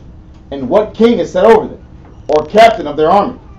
And why have they determined not to come and meet me, more than all the inhabitants of the west? Then said Korah, the captain of all the sons of Ammon, Let my lord now hear a word from the mouth of thy servant, and I will declare unto thee the truth concerning this people, which dwelleth near thee, and inhabiteth the hill countries. And there shall no lie come out of the mouth of thy servant. This people are the descendant of the Chaldeans, and they sojourn here too in Mesopotamia. So they know our history all the way dating back to Abraham. Yeah. Go ahead. Because they would not follow the gods of their fathers, which were in the land of Chaldea. For they left the way of their ancestors, and worshipped the power of heaven, the power whom they knew. So they cast them out from the face of their gods, and they fled into Mesopotamia, and sojourned there many days. Then their power commanded them to depart from the place where they sojourned, and to go into the land of Canaan, where they dwelt, and were increased with gold and silver, and with very much cattle. But when a famine covered all the land of Canaan, they went down into Egypt, and sojourned there, while they were nourished, and became there a great multitude. So then they knew the history from Abraham to Joseph. Go ahead. So that one could not number their nation. Therefore the king of Egypt rose up against them, and dealt subtly with them, and brought them low with laboring and brick, and made them slaves. Then they cried unto their power, and he smote all the land of Egypt with incurable plagues. And that was during the time of Moses. Go ahead. So the Egyptians cast them out of their sight, and the Most High dried the Red Sea before them, and brought them to Mount Sinai, and Kadesh Barnea, and cast forth all that dwelt in the wilderness. Verse 15. So they dwelt in the land of the Amorites, and they destroyed by their strength all them of Esabon, and passing over Jordan, they possessed all the hill country. That was during the time of Joshua. Go ahead. Verse 16. And they cast forth before them the Canaanite, the Pharisite, the Jebusite, and the Shechemite, and all the Gergesites, and they dwelt in that country many days. Now here's the point. Now he's telling Holofernes, this captain, who this new enemy is. He said, listen, man, we know their history and we know who their power is. But read on. Verse 17. And whilst they sin not before their power. Now he says this is the source of their strength. He says these children of Israel, as long as they don't sin before their power, as long as they don't sin, read on. Keep this. This is very critical information. As long as you're innocent and you're free from sin, all the nations know that if the so-called Negro, Puerto Rican, Cuban, Dominican, Haitian, Native American, Indian, Argentinian, Brazilian, Panamanian, Argentinian,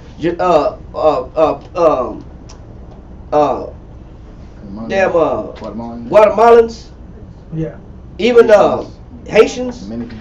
So he said, as long as they don't sin, what will happen? Read. They prosper. It says they do what? They prosper. Our strength is when we don't sin. When we're right by the Most High, we don't have to worry about slave ships.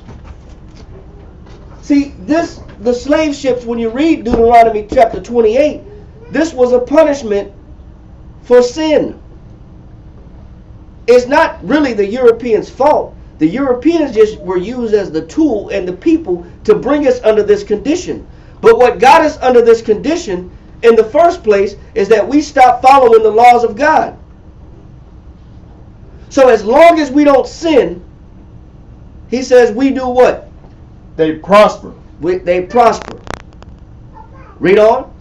Because the Most High that hateth iniquity was with them. It says the Most High is always with us when we're clean, we're pure, we're sanctified, and we're free from sin. The Most High is always with us.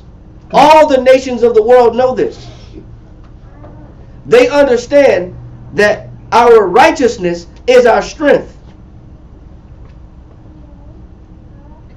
Righteousness is doing things that's right in the eyes of the Most High.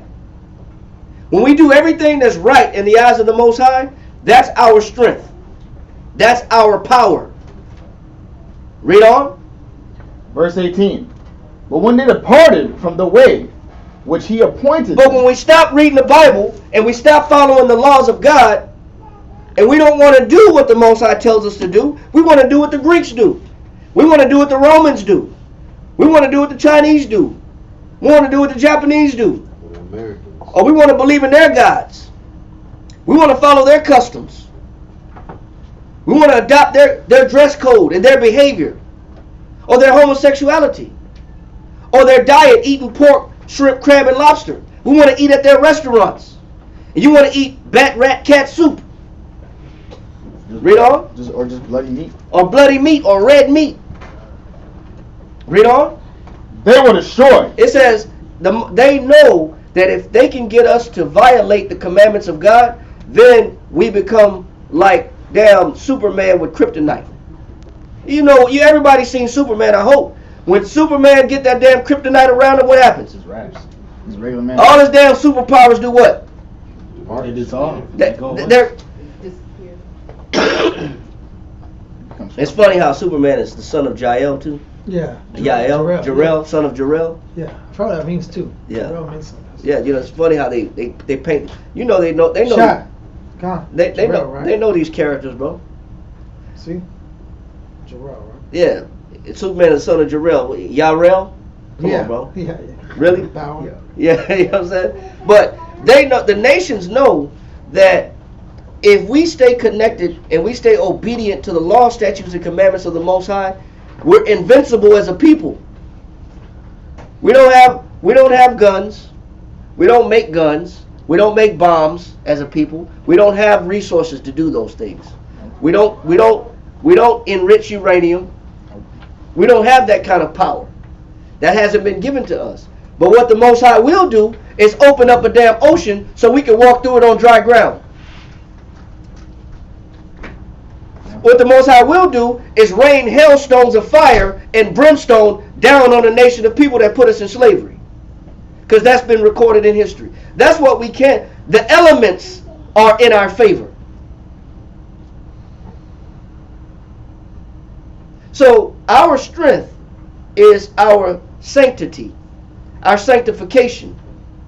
When we're clean as a people, the nations understand this. Read on. Verse 18. But when they departed from the way which he appointed them, they were destroyed in many battles, very sore. So our kryptonite is our sin. Every time us as a people, an Israelite, every time we sin, we get weaker as a people. We get weaker as an individual and as a nation. You become powerless. The nations understand this. This is why they want to prevent you from following after your God. This is why they want to prevent you from following after your commandments. Because the Bible is a source of your power. This is why during slavery, if you were found reading the Bible, your tongue would be cut out or you would be killed. Or they would take, as a form of punishment, they would take a burning hot coal and put it in your mouth, or they'd put it on your lips as a punishment. They would burn the lips or put the hot coal red hot in your mouth as a punishment for reading the Bible. Because they understand where our source comes from, our power source. So let that go and go back to First Maccabees, and let's pick up why they didn't want us to follow the laws of the Most High. 46 or Yeah, you're in First Maccabees chapter 1, verse 46. and you're in verse 45. One more time, read that. It says, and forbid burnt offerings and sacrifices. Of course they want to forbid burnt offerings and sacrifices because that's our connection with the Heavenly Father. Of course they want to get rid of that. They don't want you they want you following religion, not the Bible. But bless you. When you read the Bible, you understand what pleases the Heavenly Father. And when you know what pleases the Heavenly Father, that's where the prosperity comes in at. That's where your welfare is. Your well-being is at. Go ahead. It says, and forbid burnt offerings and sacrifices and drink offerings in the temple, that they should profane the Sabbaths and festival days. Of course they don't want to they want us following Thanksgiving. They want us to celebrate a massacre. They don't want to celebrate Hanukah. We're going to celebrate Hanukah. We're not celebrating Thanksgiving. We're going to celebrate Hanukah. On this coming up on Saturday, we're going to have a feast. We're going to gather together and we're going to celebrate together. And we're going to eat together and enjoy each other's company. Because we believe in the Heavenly Father. And we believe that if we work ourselves according to the Bible, the laws, that He'll receive our sacrifices. He'll pay honor to the things that we do and bless the work of our hands. He'll show favor to us if we can be without sin.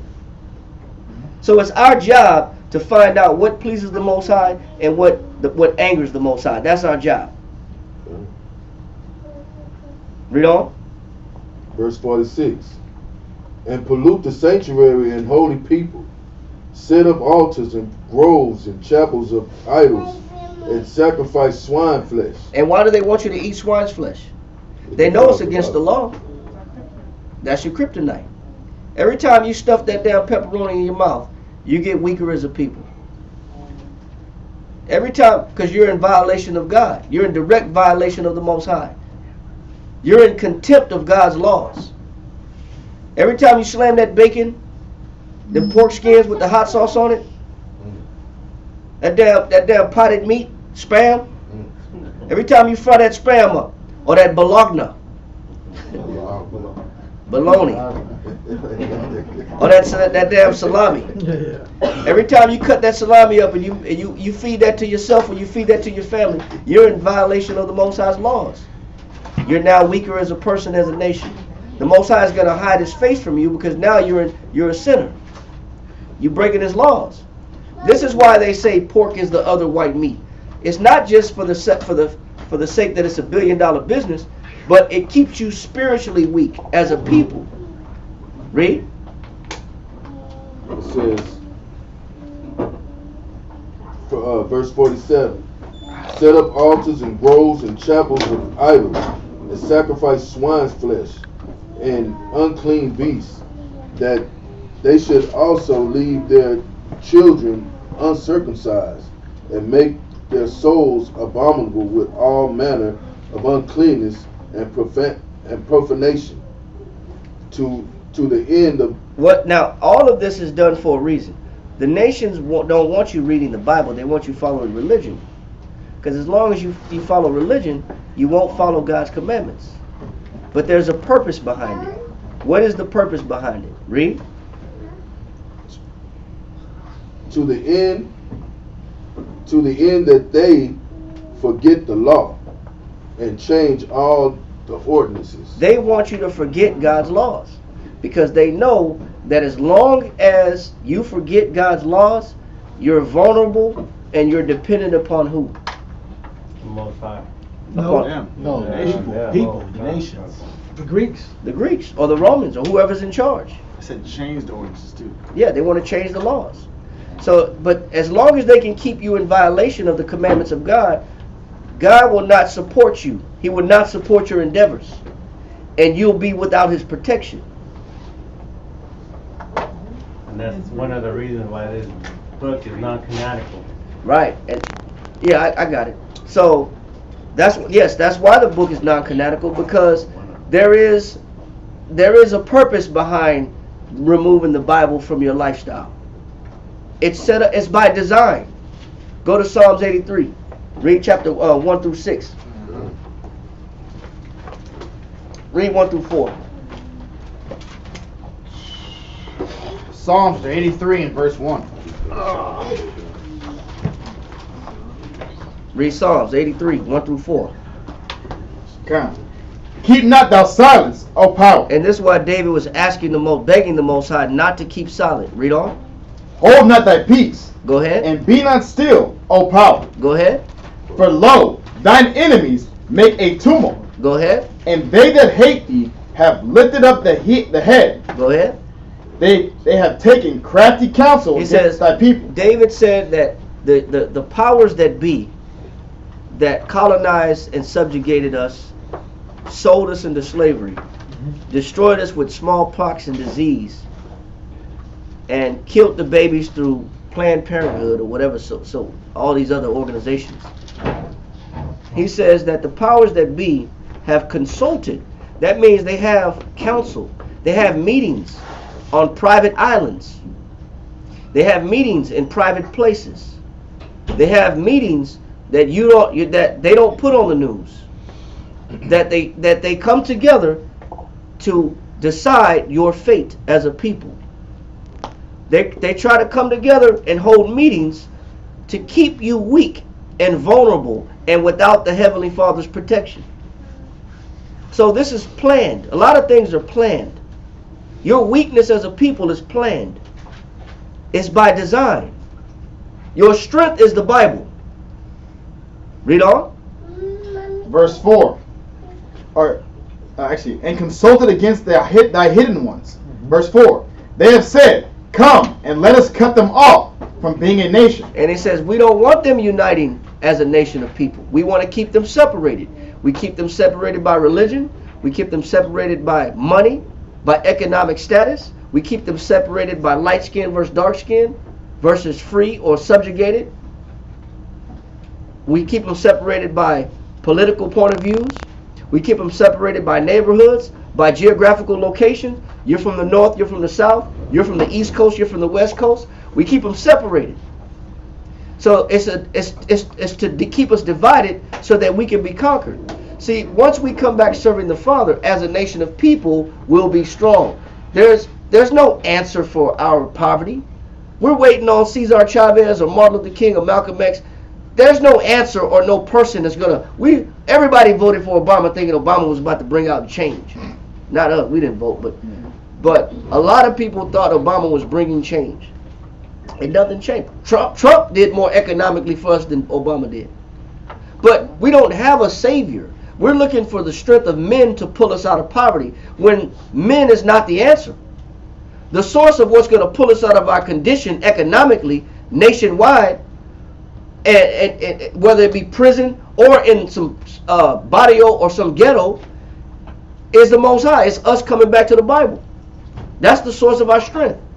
But they understand this. And this is why they set up meetings to keep us divided. Read on. That the name of Israel may be no more in remembrance. And they want to remove us as being called what? Israelites. Israelites. That's why they teach you that. They don't teach you that you're an Israelite. They don't teach you that you're a Jew. But when you read the Bible, you find out, man, wait a minute, we the people that have been enslaved. Blacks, Hispanics, Puerto Ricans, Cubans. We the people that's been colonized and subjugated and cursed by the Most High by violating His commandments. But they don't want you to be called an Israelite. Yes, sir. You want to do Deuteronomy 28, 68? No, that's fine. So they don't want you to call yourself a child of the Most High. They'd rather you call yourself a Episcopalian, a Lutheran, Seventh-day Adventist, Jehovah's Witness, Apostolic. They want to give you all these other names, but you're a child of the Most High. They'll say, no, you're not an Israelite. You're a Gentile. We're all Gentiles. We're all Gentiles. We're all Gentiles saved by grace. Exactly. It's not the case. Classic. That's not the case. Read on. Verse 50. And whosoever would not do according to the commandment of the king, he said he should die. Go ahead. In the selfsame manner wrote he to his whole kingdom, and appointed overseers over all the people, commanding the cities of Judah to sacrifice city by city. He says, I'm going to put out a commandment that you better make these people sacrifice to the king. Go ahead. Then many of the people were gathered unto them, to wit, every one that forsook the law, and so they committed evils in the land, and drove the Israelites into secret places, even where so they could flee for succor. Right, they drove them into underground caverns, caves, fleeing this Greek persecution. Next reader, next brother.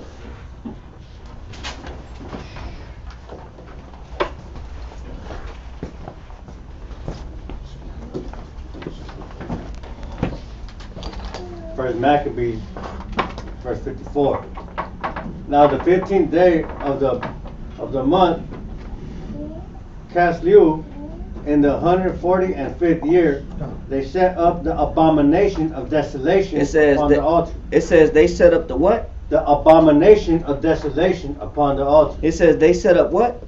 The abomination of desolation upon the altar. And so what was it that the Greeks did on the 15th day of the month of Caslu? Read that, Dawiyat. The Syrian soldiers took all the treasures out of the temple on the 15th and 68 BC. Antiochus puts up a status of the Greek power or god Zeus. So what did they set up in the temple of the Most High? The god Zeus. They set up a statue of Zeus inside the temple of the Most High. Go ahead. In the center of the Jewish temple. And right in the middle of the Jewish temple, in the center of the Jewish temple is the holiest of holies. That's where the Most High's presence would come down and speak to the Levites. It said right in the center, in the most holiest place of the temple, they put a statue of Zeus in there, their god. Is that also known as Mount Olympus? Yeah, that's where Zeus dwells. Oh, okay. Go ahead. But it had the face. Same as the Romans. Mount Olympus is where Zeus dwells. Same as the Romans, where it's Capitol Hill. Capitol Hill is where Saturn dwells. And it's funny how we got a Capitol Hill too. But anyway, go ahead. But it had the face of Antiochus. It says it was a Zeus god in the temple, but Antiochus carved his face like he was Zeus. Read on. Then on Kislev 25th, he desecrated the most holy place in the temple and destroyed the Israelite holy scrolls. So, and also it tells you that not only did he set up a statue of Zeus in the temple, but he also sacrificed swine's flesh on the altar. God. All right. So they completely decimated and destroyed and defiled our holy sanctuary and our connection with the Most High. Read on. One verse? Yeah. This is 54, the end of it. And builded idol altars throughout the cities of Judea on every side, and burnt incense at the doors of their houses and in the streets. And when they had rent in pieces the books of the law which they found, they burnt them with fire. And so if they found you having a Bible in your house, they burnt the Bible. They burnt the Torah. They don't want you with Bibles. Read on. And wheresoever was found with any the book of the Testament. So how powerful is this Bible to where if they find it on you, they burn it. They want it burned. How powerful is the Bible then? Must be real powerful. But for them to catch you with it and want to burn the Bible, burn the books, or kill you if you're found reading it. Read. Or if any consented to the law, the king's commandment was that they should put him to death.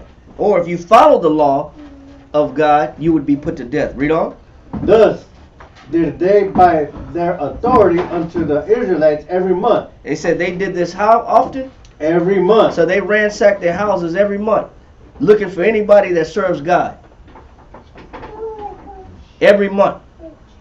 That means you got this fear that somebody's kicking in your door, about to raid your house to see if you're celebrating anything that's in the Bible. Martial Because law. they didn't want them to. Say it again? Because they didn't want them to. Right, exactly. They were forbidding them from reading the Bible and following the laws in the Bible. Read on. Martial law. That's martial law. Go ahead. To as many as were found in the cities. Go ahead. Verse 59. Now the 25th day of the month they did sacrifice upon the idol altar, which was upon the altar of the Most High. At which time, according to the commandment, they put to death certain women. So on that particular day, on the 25th day of the month of Caslow, they put to death women that was found serving God. They killed women. Go ahead. Put to death certain women that had caused their children to be circumcised. Because the women believed in the Most High, so they circumcised their boys, and they killed those women for circumcising those boys. Read on. And the Greeks and Romans always push this false narrative of they're for the woman. Yeah. We're gentlemen. Yeah. And our women fall for it too. Yeah. But this culture is not about. They're about using the woman as a pawn to destroy the children. Yeah. That's the culture of And Greeks and that's Romans. what the Planned Parenthood is about. Pro-choice. It's your choice. Choice is yours. You should. That's your body. You should be able to do what you want with it. Come on. Read on. Verse 61. And they hanged the infants about their necks. And the boys that were circumcised, they got what? They got hanged by their necks, man. Do you think they got mercy on the kids too? They're baby killers. The other nations are baby killers. Give me that definition of infanticide. Give me that definition. Infanticide? Yeah. Yeah. Mm-hmm. So that's what the other nations are. You gotta call it what it is. They don't. Yeah, they don't care about your babies. Infanticide. And matter of fact, we were just talking about this the other day. There's already a known heavy amount of lead and mercury in the baby food, and they know it. They know it. They know that it's high levels of toxicity and heavy metals. Mercury is a heavy metal, never leaves your blood. Lead is a heavy metal, never leaves your blood. Contaminates your bloodstream. They know this, and they still put it on the shelf. Give me that definition. Infanticide. The crime of killing a child within a year of birth. Within what? Within a year of birth. Now what's the abortion clinic? It takes 10 months to make a baby. They don't care if the baby's been born 3 months. That baby heart beating already. They don't care about all that. Read on. What you got in the definition? It says a person who kills an infant, especially their own. Go ahead. What else you got? The practice in some societies of killing unwanted children soon after birth. What do you call that? Abortion. That's called abortion. Abortion is not. That's a pretty word. The real word is you're a baby killer. murderer. You're a murderer. You're a murderer of babies. That's the truth about abortion. Is not, that's the pretty word. That's not the truth. The truth is you're murdering babies. You're a baby killer. That's the truth. Legally. Right? Because you should have the choice whether you want them or not. That's it on the definition. Let's get back to it. Read on. Verse 61, and they hanged the infants about their necks and rifled their houses and slew them that had circumcised them. And rifled their houses and slew them that circumcised them. Go ahead. Howbeit, many in Israel were fully resolved and confirmed in themselves not to eat any unclean thing. So you had the sellouts of Israel that gave in to the Greeks to save their lives, and then you had some Israelites that said, I'd rather die than forsake the law, statutes, and commandments of the Most High. In history, you're always going to have those two forces. You're going to have those that will sell themselves out, sell their culture out, sell their belief out, sell the laws out, and you got some that just say, you know what, man, I just take me now because I ain't going to do it. They have that type of resolution. Read.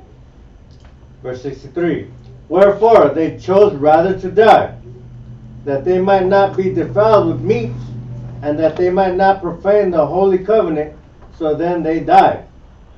And there was very great wrath upon Israel. So now we understand that what the Greeks did in full knowledge. So if you ever want to go back and read why the temple was defiled, all you have to do is go back to 1 Maccabees and read what the Greeks did to the temple. So now when somebody asks you what is Hanukah, it is the destruction of the temple of the believers, the Jews, us as the children of Israel. It was the destruction of our temple during the time of the Greek Empire. So you understand exactly what the Hanukah festival is about. It's about the cleansing of the temple and the cleansing of and the repurifying of Solomon's temple that he built in 1 Kings in order to serve as a place of worship to honor the Heavenly Father. Now go to 1 Maccabees chapter 4 and read verse 36. 1 Maccabees chapter 4, verse 36. And on your own time, we're not going to read all of it. On your own time, just read all of 1 Maccabees. Because then it'll get into the battles that the Maccabean family had to go through to purify the temple. We're just not going to read all of it. Read on. Then said Judas and his brethren, behold, our enemies are discomforted. Let us go up to cleanse and dedicate the sanctuary. He said, this is our opportunity. So Judas Maccabeus and his father Mattathias is the one that instituted this revolt. They revolted against the Greeks to resurrect their culture. They fought to preserve their culture. They fought to preserve their identity. They fought to preserve their families, the law, statutes, and commandments. They fought for this. Read on. Verse 37. Upon this, all the hosts assembled themselves together and went up into Mount Zion. So they made the decision to cleanse the temple. Now jump down to verse 52. We're gonna go ahead and end it, so we're gonna wrap it up.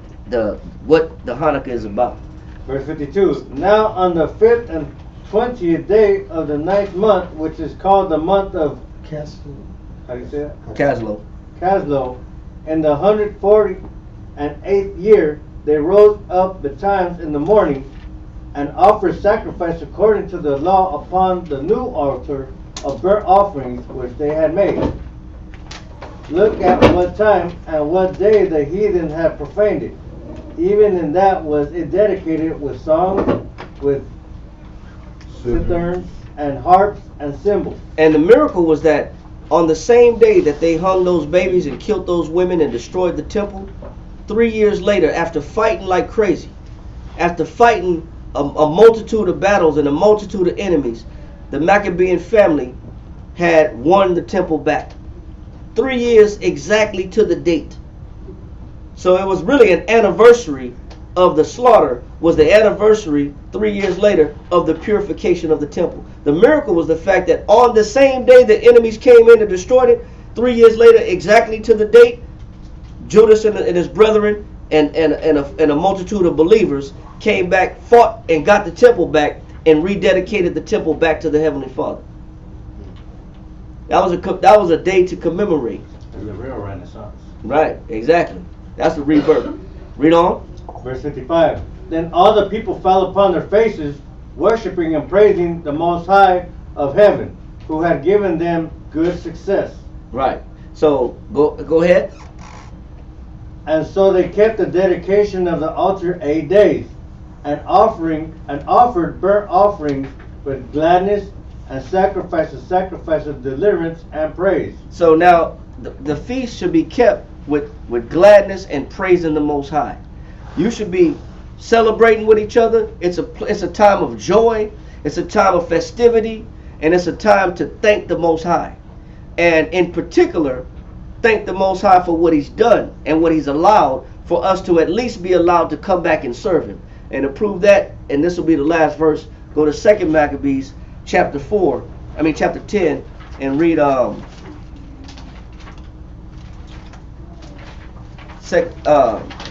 Maccabees chapter 10.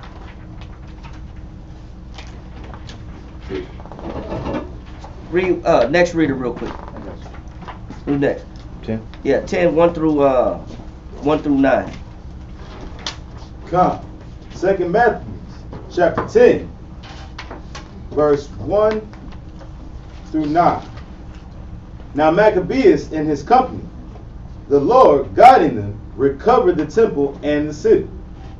But the altars which the heathen had built in the open street, and also the chapels, they pulled down.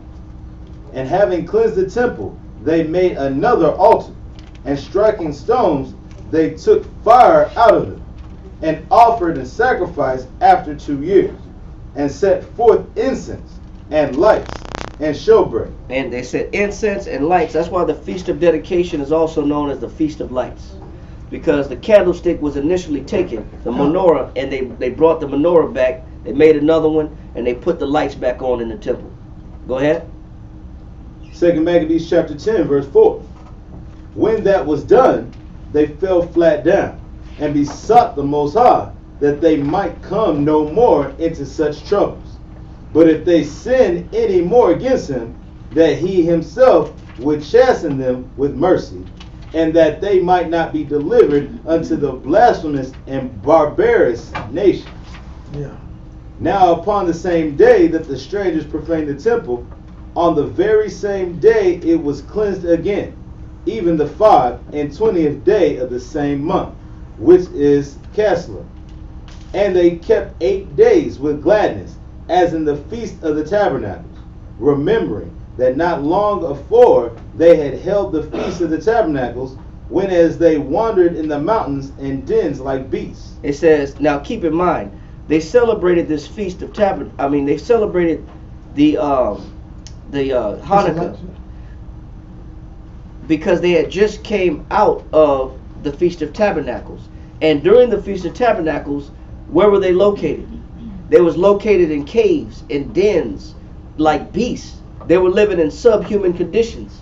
So the Feast of Hanukah, or the Feast of Dedication, is also a time to reflect on where the Most High has brought you from.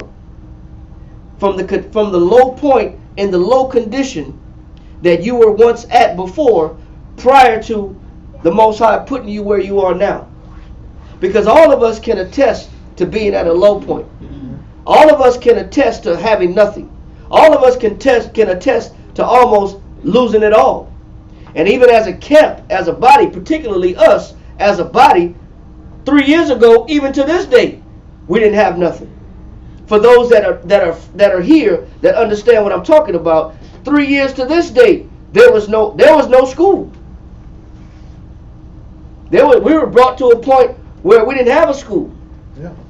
We didn't have the regular class that we have now.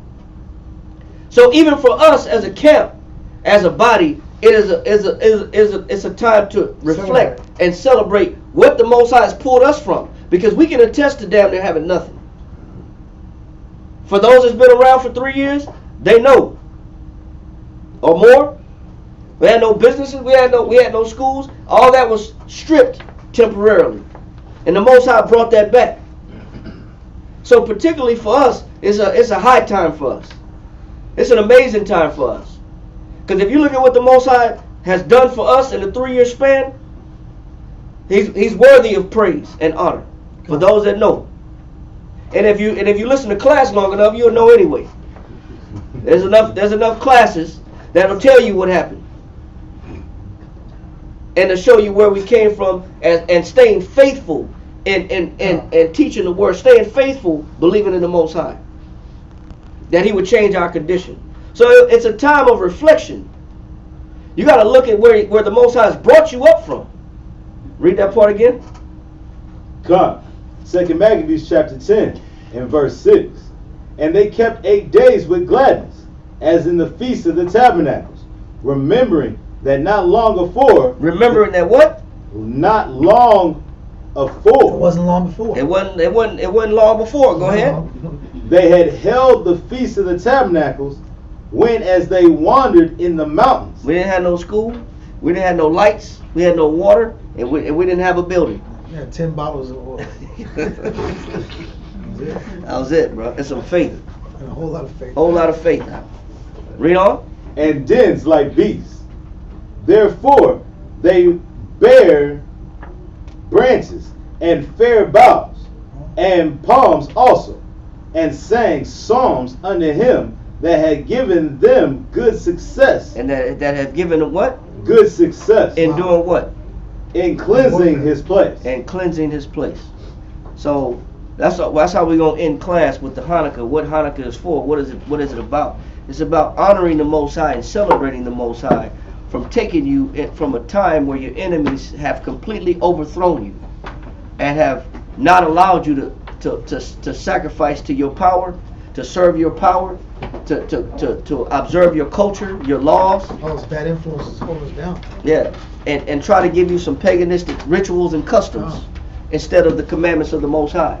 So it's an opportunity to get back right and start fresh with the Most High. And that's what the Feast of Dedication is also for, is to rededicate yourself back to the Father. All right? But with that, we'll go ahead and end class right there. So, for coming, thank you very much. Zoomers and YouTubers, thank you. Shalom. Shalom. Shalom.